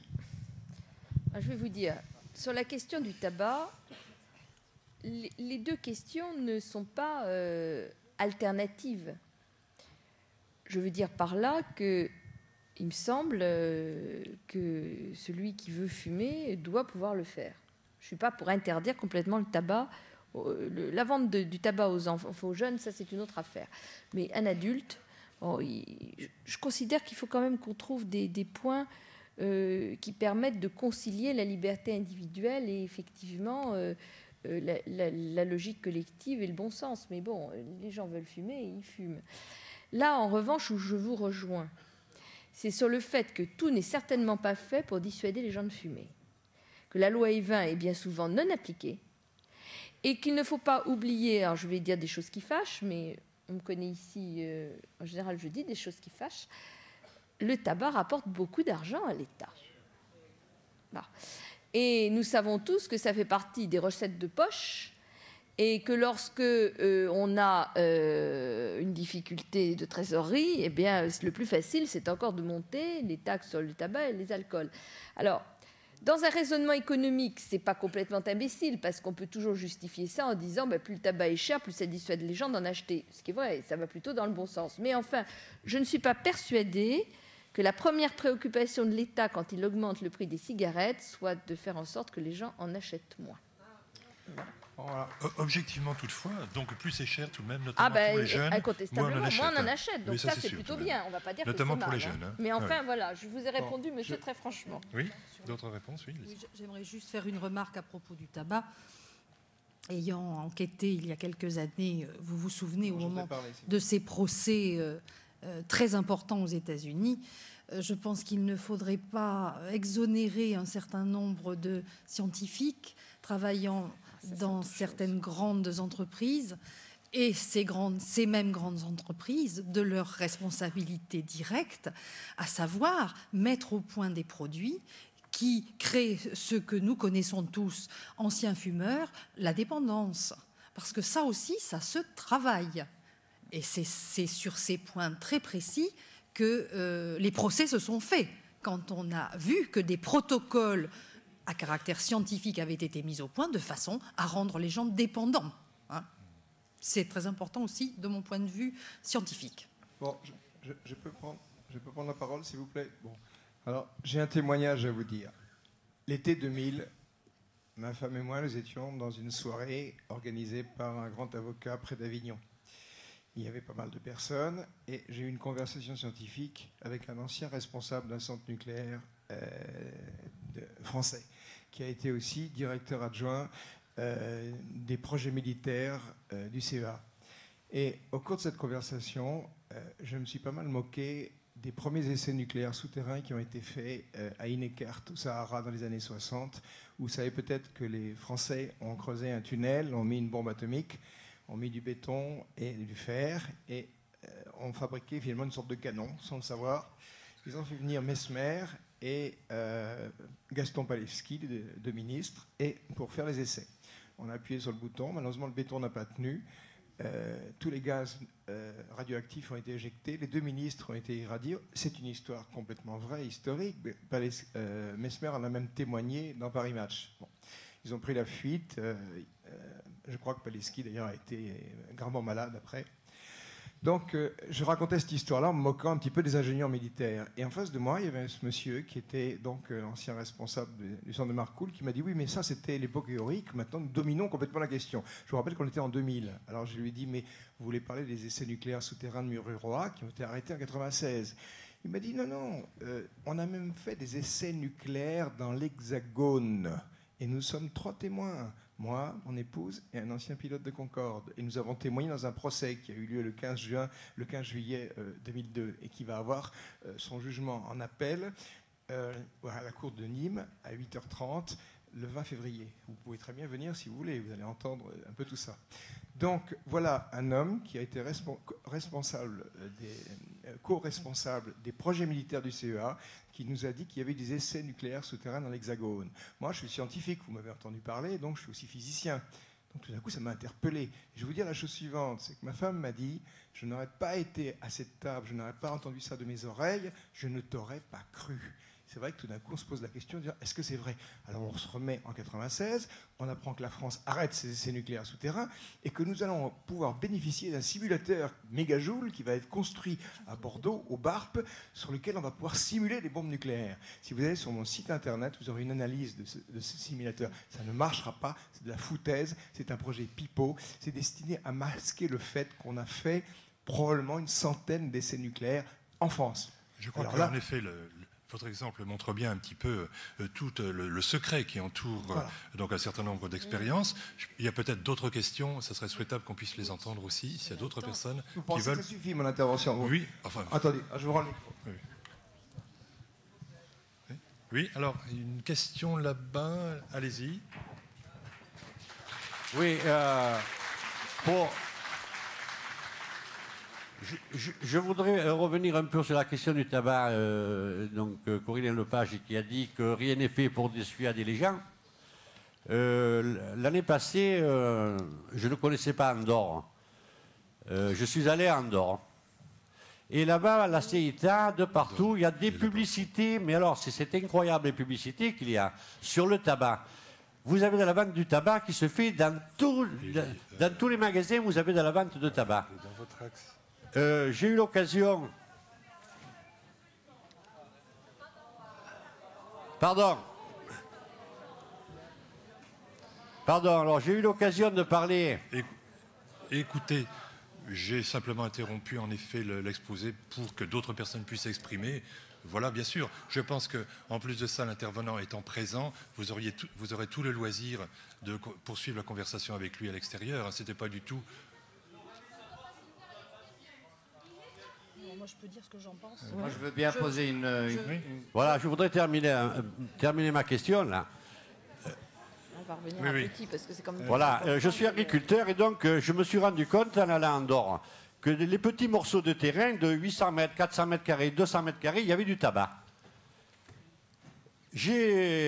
On a passé la soirée dans une auberge et il se trouve que l'aubergiste, c'était un responsable politique français qui était justement très, très intimement lié à Claude Hébin. Et je lui ai posé la question, comment se fait-il qu'il y a du tabac dans les collines, etc. ici? On m'a dit, ça c'est une magouille qui a été faite avec les gouvernements, qu'ils soient américains, anglais ou français. C'est-à-dire qu'on paye les agriculteurs, on leur paye les plants, on leur paye donc la main-d'œuvre, etc. pour faire du tabac. Ce tabac est récolté par les gouvernants andorrans. Ils en récoltent à peu près 6000 tonnes. Il est brûlé, ce qui permet de dire à Andorre, nous produisons du tabac, nous avons le droit d'en vendre. Et donc on fait venir du tabac d'Amérique et de France, et CETA y compris. Vous avez des grands panneaux publicitaires là, la CETA gauloise, gitane, etc. Ce qui permet disons, au gouvernement français de vendre du tabac. Alors ici, on nous dit, le tabac donne le cancer, et là-bas, on traverse la frontière, et là-bas, il n'y a pas de cancer. Effectivement, Corinne Lepage a bien dit la chose, c'est-à-dire qu'on ne fait rien pour dissuader les gens de fumer. Je vous remercie. Il faudrait, je crois, il y a visiblement un malaise dans la salle au sujet de l'intervention de M. Petit. Je pense que ce serait bien que, si on a les uns, avec votre permission, si on a les uns ou les autres des choses à dire sur ce sujet qui est un sujet important, effectivement, et Mme Le Glu peut-être a des choses à nous dire là-dessus. Oui, là je pense que il faut quand même rétablir certaines vérités. Il y a eu des essais nucléaires sur le territoire algérien, et ensuite il y a eu des essais à Mururoa, mais il n'y a pas eu d'essais en France. Vous n'en savez rien. Madame, s'il vous plaît, mon micro ne marche pas, je crois. Si, on vous entend. Vous dites qu'il n'y a pas eu d'essais nucléaires en France. Comment pouvez-vous en être sûr? Est-ce que vous connaissez le problème de la furtivité des essais nucléaires? Savez-vous que si Je connais le problème de la furtivité des essais nucléaires. C'est en train d'être mis au point. C'est difficile et on n'entrera pas dans ce débat. Il ne faut pas délirer. Il ne faut pas délirer.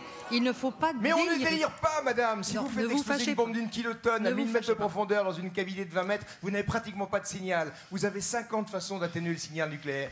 Vous le savez très bien. Vous avez énormément de symptômes. De l'Algérie à Mururoa. Pardon? On est passé de l'Algérie à Mururoa, point. Et en 87, on a tout arrêté.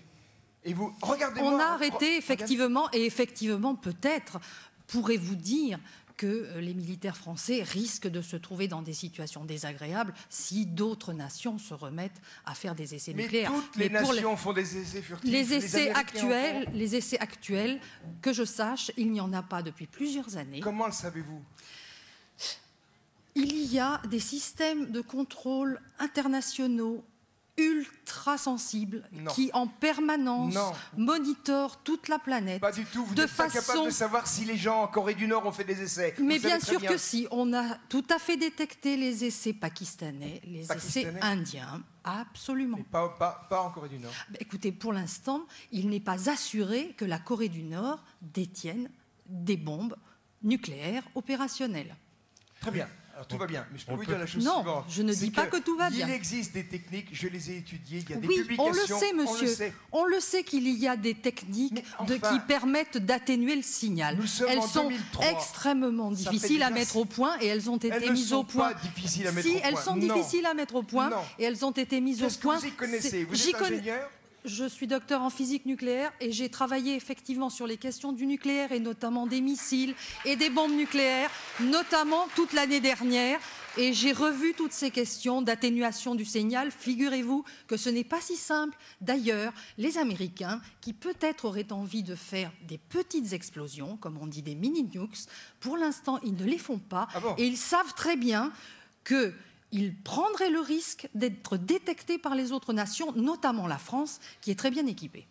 Je ne comprends pas ce que vous dites, parce que moi j'ai trouvé énormément d'études sur cette furtivité des explosions nucléaires, et il y a une capacité de faire cette furtivité simplement en faisant exploser les bombes à forte profondeur. Disons que par exemple, si vous prenez pas seulement la forte profondeur, vous le savez très bien, il faut creuser des cavités, il faut disposer d'un certain nombre de matériaux capables d'encaisser le choc et de façon que le signal ne s'en aille pas. Vous savez, madame, vous savez aussi très bien qu'actuellement... Justement, je me permettrai... J'ai le sentiment que c'est un sujet explosif. Je me permettrai de dire que sur ces questions-là, effectivement, il faut être très sérieux. Madame, actuellement, vous savez très bien que les Américains s'apprêtent à utiliser des armes qui sont des armes électromagnétiques. C'est exclusivement dans cette optique qu'on veut faire exploser des bombes de faible puissance. Ces bombes de faible puissance, on les fait exploser dans des cavités magnétiques qui sont elles-mêmes des systèmes d'atténuation. Donc ces explosions sont furtives par définition. C'est pour ça que la France a continué ses essais dans son propre territoire. C'est pour ça que les Américains les continuent. C'est pour ça que les Russes les continuent. Et vous allez découvrir au moment où il y aura cette guerre en Irak, toutes ces armes sophistiquées dont vous voulez vous voiler la face et penser qu'elles n'existent pas. Ou alors à ce moment-là, vous êtes au courant, vous ne voulez pas en parler. Non. Vous savez ce que c'est qu'une arme électromagnétique? Vous savez ce que c'est? Comment ça marche? Vous parlez du nucléaire d'abord. Hein? Je parle des armes à compression de flux où on utilise une mini-charge nucléaire comme source d'énergie primaire. Oui. Vous connaissez ça? So what? qu'est-ce que vous voulez dire? Achevez votre raisonnement. Ce système est furtif par essence, puisqu'on transforme l'énergie nucléaire en électricité. Alors, poursuivez votre raisonnement. Êtes-vous en train de dire qu'il se produit sur notre territoire des explosions dont on n'aurait pas connaissance? Parfaitement. C'est ça. Et on en a connaissance parce qu'il y a il y a tout un dossier extrêmement suspect, en particulier dans la région PACA, où on a des tremblements, des trucs sans signaux sismiques. Vous le savez très bien, il y en a même une le 13 novembre. On a raconté qu'il s'agissait d'un avion Rafale qui était passé à 1000 mètres d'altitude dans des conditions atmosphériques tout à fait particulières, ce qui avait donné un bang qui avait duré un temps assez long. Vous croyez des choses pareilles? Moi, je suis ingénieur d'aéronautique de formation. Je ne comprends pas. Je ne comprends pas comment un appareil d'abord soit autorisé à voler à 1000 mètres d'altitude au-dessus d'un territoire habité, ensuite fasse un bruit de longue durée qui soit dû à des conditions météorologiques particulières. J'appelle ça de la désinformation, j'appelle ça un prétexte, une fausse explication que les militaires ont fournie après coup, parce que maintenant les Français commencent à se douter qu'il y a des problèmes, que quelque chose se passe. Et si vraiment on fait péter des bombes dans le sol français dans l'espoir de continuer à développer notre nucléaire, à ce moment-là, les militaires français sont totalement irresponsables. Ils mettent la France dans des risques écologiques majeurs. Supposez qu'une de ces charges explose et que les matériaux nucléaires soient mal confinés, on aura une pollution de nappes phréatiques inimaginable. Si ces choses-là se passent en région PACA, par exemple dans la mine de Gardanne, et s'il y a une rivière souterraine qui se trouve en dessous, qui débarque dans la Méditerranée, on ne pourra plus manger un poisson pendant 1 million d'années. Voilà. Et nous, ici, là... Je pense donc que... Moi, je voudrais... Voilà, il y a d'autres questions peut-être, oui. J'ai une... Oui, je vous en prie. Oui, je vous en prie, monsieur. C'est bien d'avoir une question. Oui, est-ce que d'autres personnes peuvent éventuellement répondre? Je ne voudrais pas qu'on s'attarde trop sur cette question, bien sûr, mais bon... Je voudrais juste dire 2 mots. Monsieur vient de parler d'explosions nucléaires et magnétiques, etc. Moi, je suis citoyen algérien, je vis en France depuis plusieurs années, et je sais qu'en 1956, il y a eu des essais nucléaires français dans le département qui était alors français, qui était l'Algérie, maintenant c'est une nation indépendante. Malheureusement, jusqu'à maintenant, effectivement, à cause de la désinformation ou la non-information, il y a toute une génération qui ont été atteints de leucémie, de cancer. Et jusqu'à maintenant, leurs problèmes n'ont pas été résolus par le gouvernement français, dont il est responsable donc, de cette explosion. Mais sinon, pour rejoindre la menace et comment se prémunir de la menace, et je voulais rebondir sur ce que le jeune philosophe avait dit, qu'à partir du moment où on est rentré dans la vie, il y a menace. Donc je voulais tout simplement proposer une pensée d'un poète persan qui s'appelle Omar Khayyam, et qui a dit un jour: admettons que tu aies découvert l'énigme de la création, admettons que tu aies dépouillé toutes les robes de la vérité, admettons que tu aies vécu 100 ans et que tu vivras 100 ans encore, quel sera ton destin? Donc là, c'est vrai qu'il y a beaucoup de choses qui nous échappent. On ne peut qu'être responsable de sa petite personne et être vigilant, mais de là à prévoir et se donner des garanties à 100%, je crois que c'est une illusion. Bien sûr. Je vous remercie.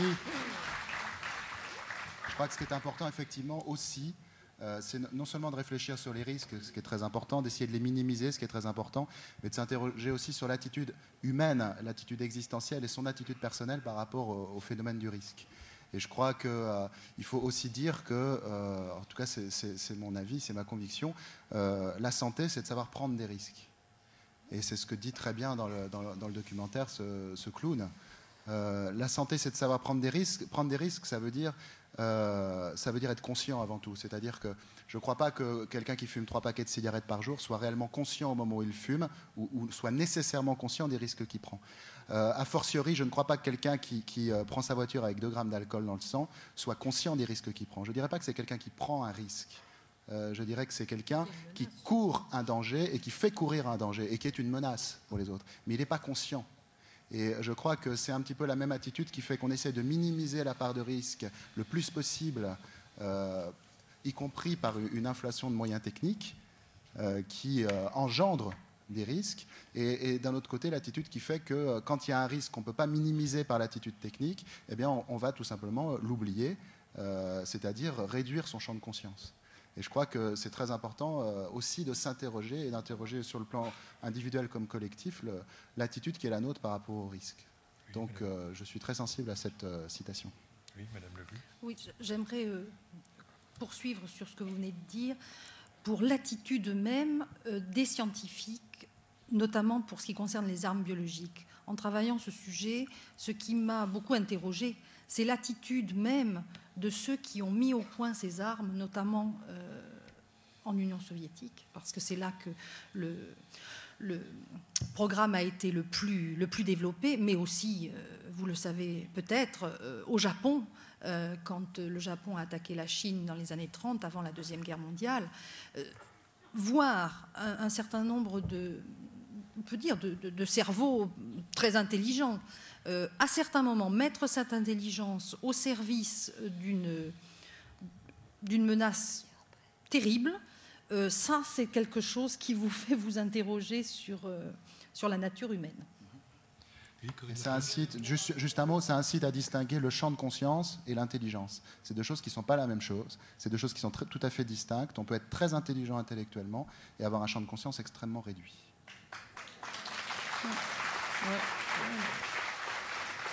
Juste un point là-dessus et revenir sur également ce que disait M. Marquet.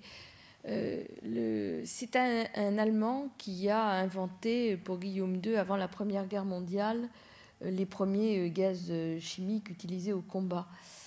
Et après la guerre, il a continué. Et quand sa femme s'en est aperçue, elle lui a demandé d'arrêter, il a refusé, elle s'est suicidée.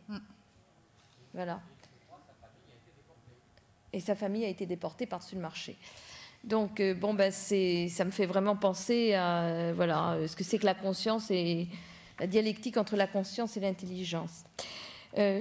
Monsieur Marquet a dit quelque chose, je crois, qui est très important, c'est la différence entre courir soit un risque et être une menace pour les autres. Je crois que c'est une distinction qui est absolument essentielle. Je dirais peut-être au risque, si j'ose utiliser le mot, de peut-être ne pas être comprise. Je conçois mal une vie d'homme ou de femme dans laquelle on ne court pas des risques. Je veux dire par là qu'il y a bien des manières de les courir, y compris sur le plan intellectuel, y compris dans des engagements. Ce sont des risques par rapport à des situations où on est un mouton de panurge et on fait exactement ce qu'on attend de vous sans prendre le moindre risque pour soi. Et la dignité de l'homme, c'est précisément de ne pas tomber dans cela. Et c'est vrai sur un plan physique comme ça peut être vrai sur un plan intellectuel. Là où ça change, c'est effectivement quand on devient une menace pour les autres. Et où le fait de, quelque part, se faire plaisir ou se valoriser en courant son propre risque crée un risque non désiré, non voulu, non accepté, non souhaité pour les autres. Et c'est là où ça ne va plus. Et je pense que la différence, elle est précisément là. Oui, je crois vraiment que la différence est là. Le Dalai Lama, dans ses vœux, il y a quelques années, il disait la chose suivante, et là il parlait naturellement de l'individu, il disait il n'y a pas de grande réussite sans grand risque, et il n'y a pas de grand amour sans grand risque. C'est sûr qu'individuellement, si on ne va pas vers l'inconnu, c'est sûr que notre vie risque d'être un petit peu réduite.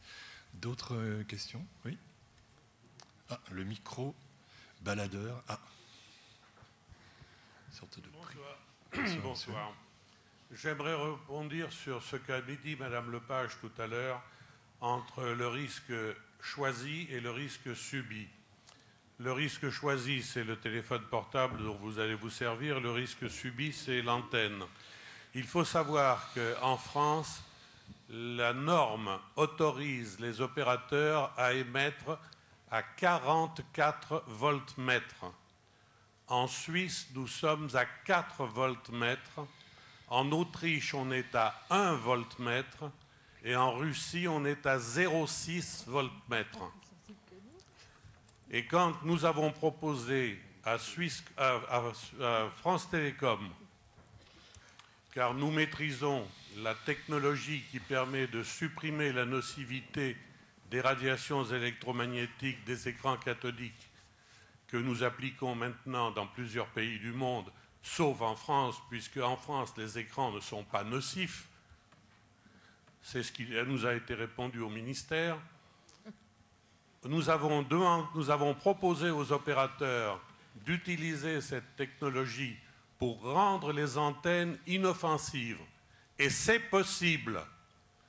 Tous les opérateurs se sont abrités derrière les normes en nous disant « nous sommes conformes aux normes qui sont édictées et nous n'avons pas à prendre de précautions ». Est-ce que quelqu'un peut me répondre sur ce sujet? Oui, la question c'est donc est-ce que les normes françaises sont hors normes? Alors c'est vrai que les normes, je l'ai dit tout à l'heure, sans rentrer dans les détails, les normes françaises sont extrêmement laxistes, très laxistes. C'est le moins qu'on puisse dire. Et je dirais que ça renvoie, à mon sens, à deux questions. La première, c'est comment sont établies les normes. Et la question n'est pas tout à fait, je dirais, sans arrière-pensée. Je veux dire par là que le poids qu'un certain nombre de lobbies déploient pour avoir des normes favorables est absolument étonnant dans ce pays. Étonnant. Alors, il n'y a pas que chez nous, mais enfin chez nous particulièrement, il y a un bon précédent et des conséquences que ça peut avoir. Ça s'appelle l'affaire de l'amiante. Nous avons été un des derniers pays à prendre des normes sérieuses en amiante, pour l'amiante. Ça veut dire qu'il y a 3000 morts tous les ans dans une indifférence quasiment générale dans ce pays, de gens qui ont été exposés à l'amiante alors qu'ils n'auraient pas dû l'être, parce que dans tous les pays convenables, on n'exposait plus les gens à l'amiante comme on les exposait chez nous. Pourquoi? Eh bien parce que les normes permettaient de le faire. Voilà. Alors il y a eu depuis des tas de décisions juridictionnelles qui ont sanctionné et l'État et les entreprises pour faute grave de l'employeur qui avait travaillé de la sorte. Il n'empêche que malheureusement, on constate que les mêmes causes produisent les mêmes effets. Voilà la réponse, monsieur, que je peux vous faire. Alors, au dernier congrès d'Amsterdam, nous avons publié des travaux qui montrent que quand on met de l'ADN humain in vitro à 50 cm d'un écran cathodique, il est cassé en 24 heures. Et à 40 mètres d'une antenne, il est cassé en 7 jours. Alors maintenant, nous allons mettre sur le marché une puce à ADN qui permettra à tout un chacun de pouvoir déterminer le niveau de radiation électromagnétique dont il est victime. Ça sera fait au printemps prochain. Oui. D'autres questions encore? Oui. Oui. J'ai le micro là, oui. Oui. De façon anecdotique, Madame Lepage. Je ne vois pas le monsieur. Oui. Ah oui, d'accord. Benveniste. Oui, c'est moi qui est là. Qui? Il est où, monsieur Benveniste? De façon anecdotique, vous savez que les thérapeutiques anticancéreuses, qui ont quand même eu certains effets bénéfiques, notamment chez l'enfant, sont issues de cette histoire de gaz moutarde pendant la guerre de 14. Puisque les poilus qui survivaient mouraient quelques semaines ou mois plus tard de septicémie, on ne comprenait pas pourquoi. Et on s'est aperçu qu'ils étaient cytotoxiques. Et toute la thérapeutique parfaitement empirique et sans aucune liaison avec la recherche biologique sur le cancer qui n'a jamais donné aucun résultat provient de ça. Bon, c'est tout à fait anecdotique. Mais ma question n'était pas là. Madame Le Gluck, que je salue, que je suis heureuse enfin de rencontrer, après qu'elle ait raconté pas mal de choses pas tout à fait exactes pour être gentille sur certaines controverses, et on pourra peut-être en parler plus tard, eh bien, a pris comme exemple l'irresponsabilité des scientifiques soviétiques. Et on s'interroge sur le niveau de conscience. Mais enfin, il se passe quelque chose sous nos yeux, actuellement, qui a été dénoncé par certains des acteurs dans des articles importants, notamment du Monde. Je pense à l'article d'Arnold Munich et un article extrêmement violent de Pichot sur le sujet, qui est la thérapie génique. S'il y a bien un domaine où absolument personne ne sait ce qu'on fait exactement, et encore moins quelles peuvent être les conséquences à long terme, c'est bien la thérapie génique. Et pourtant, ça n'a fait l'objet d'aucune discussion publique. Les journalistes sont absolument muets, sauf pour faire des pages entières pour vanter les triomphes de la biotechnologie. Et ce qui est d'autant plus surprenant qu'il y a eu 500 essais depuis 15 ans, dont aucun n'a marché, sauf un dans des conditions extrêmement spéciales, qu'on ne reproduira pas dans beaucoup de maladies. Et là même, tous les essais viennent d'être arrêtés, notamment aux États-Unis. 17 essais ont été arrêtés il y a quelques semaines, parce que, comme vous le savez, il y a eu des cas de leucémie, ce qui montre qu'on ne contrôle pas cette machine extraordinairement complexe, et que, comme le disait Pichot, c'était un bricolage de pieds nickelés. Et c'est sous nos yeux. Et lorsque Jospin a voulu aller voir la fine fleur, montrant qu'il s'intéressait à la recherche, la thérapie génique et le génome humain, ce n'est pas de la recherche, c'est de la technologie pure, eh bien, il est allé voir le Génopôle, dont tout le monde est fier. Et pourquoi le fait-on? Parce que les Américains le font. Et comme la France n'a aucune autonomie de décision en matière de biologie, que la biologie française suit la biologie anglo-américaine comme un chien suit sa laisse, nous n'avons aucun débat public, aucune information réelle sur ce problème. Et lors même qu'un type comme Arnold Munich dit « attention, attention, attention » dans un énorme article du Monde, 15 jours après, Le Monde fait 2 pages sur le triomphe des biotechnologies. Donc là, c'est sous nos yeux. Et qu'est-ce qu'on fait?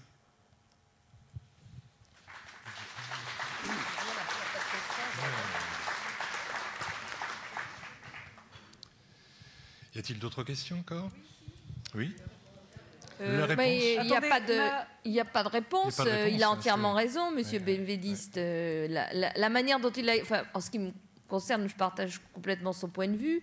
Je trouve catastrophique cette espèce de sens unique dans lequel nous nous sommes engagés sur le plan scientifique, consistant à mettre tous nos sous dans la biologie moléculaire et oubliant complètement tout le reste et considérant que finalement tout est dans la biologie et comme s'il n'y avait plus aucune autre science fondamentale. C'est complètement dramatique parce que c'est vrai que ça nous rend relativement dépendants et deuxièmement on passe à côté de tout le reste. Alors c'est quand même gravissime.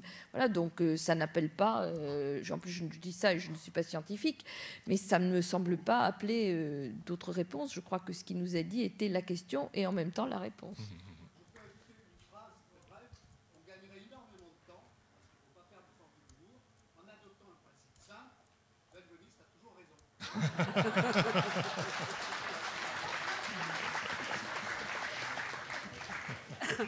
Alors, oui, si vous le permettez, je voudrais revenir à la notion de risque. Oui. Risque couru, risque... Bon. Madame Lepage a fait allusion au principe de précaution qui devrait, en principe, dicter l'attitude des décideurs, par exemple sur les OGM, sur le tournesol, etc. Je crois que j'ai du Larsen, là, il y a de l'écho. Non, c'est pas trop gênant, ça va. Or, on a entendu récemment que, puisqu'il n'y avait pas de cause unique, qu'on ne pouvait pas prouver que le gaucho était la cause unique de la disparition des abeilles, on l'autorisait. Alors on peut dire, puisqu'on ne peut pas prouver que, je ne sais pas moi, un coup de pistolet tiré sur quelqu'un est la cause unique de la mort des gens, on ne va pas renoncer à tirer sur les gens dans la rue, par exemple.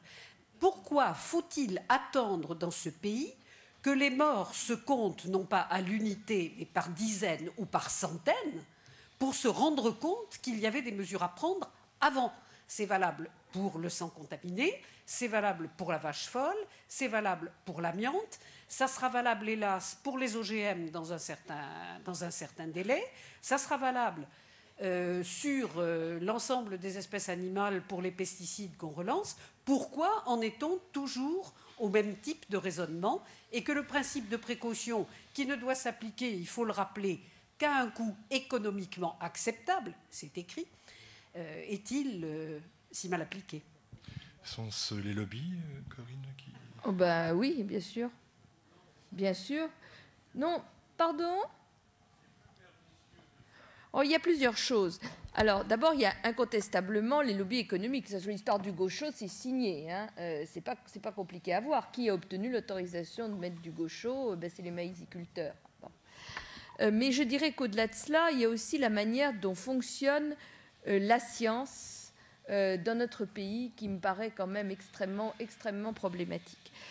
Alors, j'ai été, peut-être comme un certain nombre d'entre vous, assez estomaquée de l'affaire des académies de sciences et de médecine à propos des organismes génétiquement modifiés. Alors, je n'entrerai pas tellement dans le débat de l'Académie des sciences, mais simplement souligner un ou deux petits points concernant l'Académie de médecine, parce que là, je dois dire que les bras m'en sont tombés, nous en sont tombés, tant au Crigène qu'à Oval.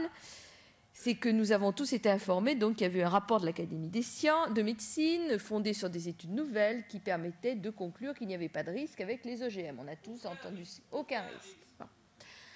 Et lorsque nous avons demandé officiellement à l'Académie de médecine de nous communiquer son rapport, puisque sur le moment, on nous a dit qu'on ne pouvait pas l'avoir, qu'il fallait attendre 15 jours. Donc, on a attendu les 15 jours, on a écrit, on a demandé le rapport, et nous avons reçu une réponse qui était la suivante. Il n'y a pas de rapport de l'Académie des sciences, il n'y a que le communiqué que vous trouverez sur notre site Internet.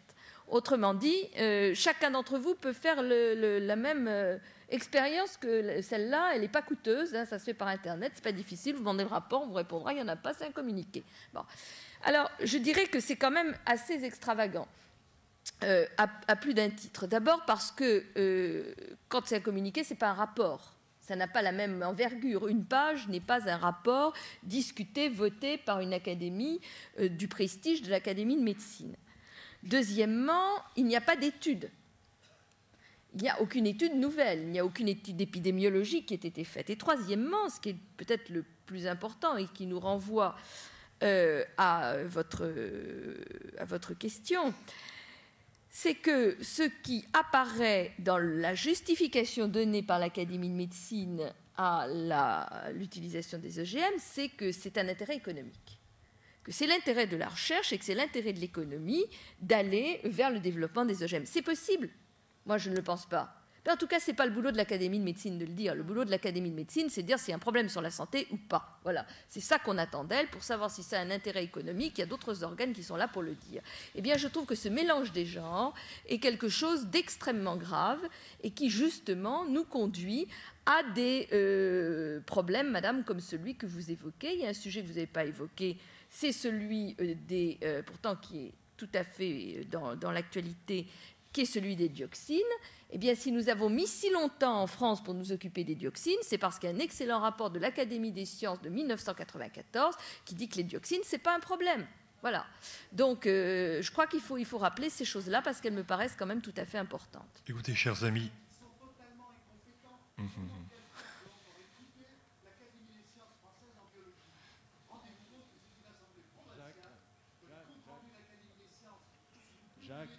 Jacques. Donc, c'est un débat, c'est un théâtre d'ombre. Jacques Benveniste, je ne rentre même pas dans le débat de savoir si le type qui l'a écrit était compétent, pas compétent. Non, mais ça se voit. Ça fait 40 ans que la France n'a pas eu un prix Nobel en biologie. Est-ce que vous vous rendez compte ? L'INSERM, l'Institut Pasteur, qui est tellement arrogant et qui vous donne des avis et des rapports au Premier ministre, ils n'ont jamais eu un prix Nobel depuis 40 ans. Ils n'ont jamais fait une découverte depuis 40 ans, sauf Montagnier, qu'ils ont eu de cesse de combattre et de foutre à la porte. Enfin, voyez à qui vous avez affaire. C'est absolument extraordinaire. Oui, mais si vous voulez, ce que je voudrais simplement souligner, c'est que aux États-Unis ou en Angleterre, une académie, l'Académie royale anglaise ou l'Académie américaine, qui se serait permis de dire qu'elle rendait public un rapport en ne donnant qu'un communiqué, mais ça aurait été un scandale dans tout le monde scientifique. Ici, tout le monde s'en fout. Voilà. Bon. Oh ben, la presse reprend très souvent assez servilement les communiqués sans critique. Ça a été le cas notamment, bien sûr, pour les OGM, mais aussi pour les effets secondaires du vaccin hépatite B, où la presse et Le Monde et d'autres journaux ont recopié littéralement ce que l'Académie des médecines avait dit sur la non-existence de lien de causalité entre le vaccin et les effets secondaires. Ça va être la dernière question parce qu'il est 11h. Nous devions terminer à 10h30, donc on a eu un petit temps de plus. Mais ça va être la dernière question parce que, bien sûr, on ne peut pas rester éternellement ici. C'est une constatation. Et pendant ce temps...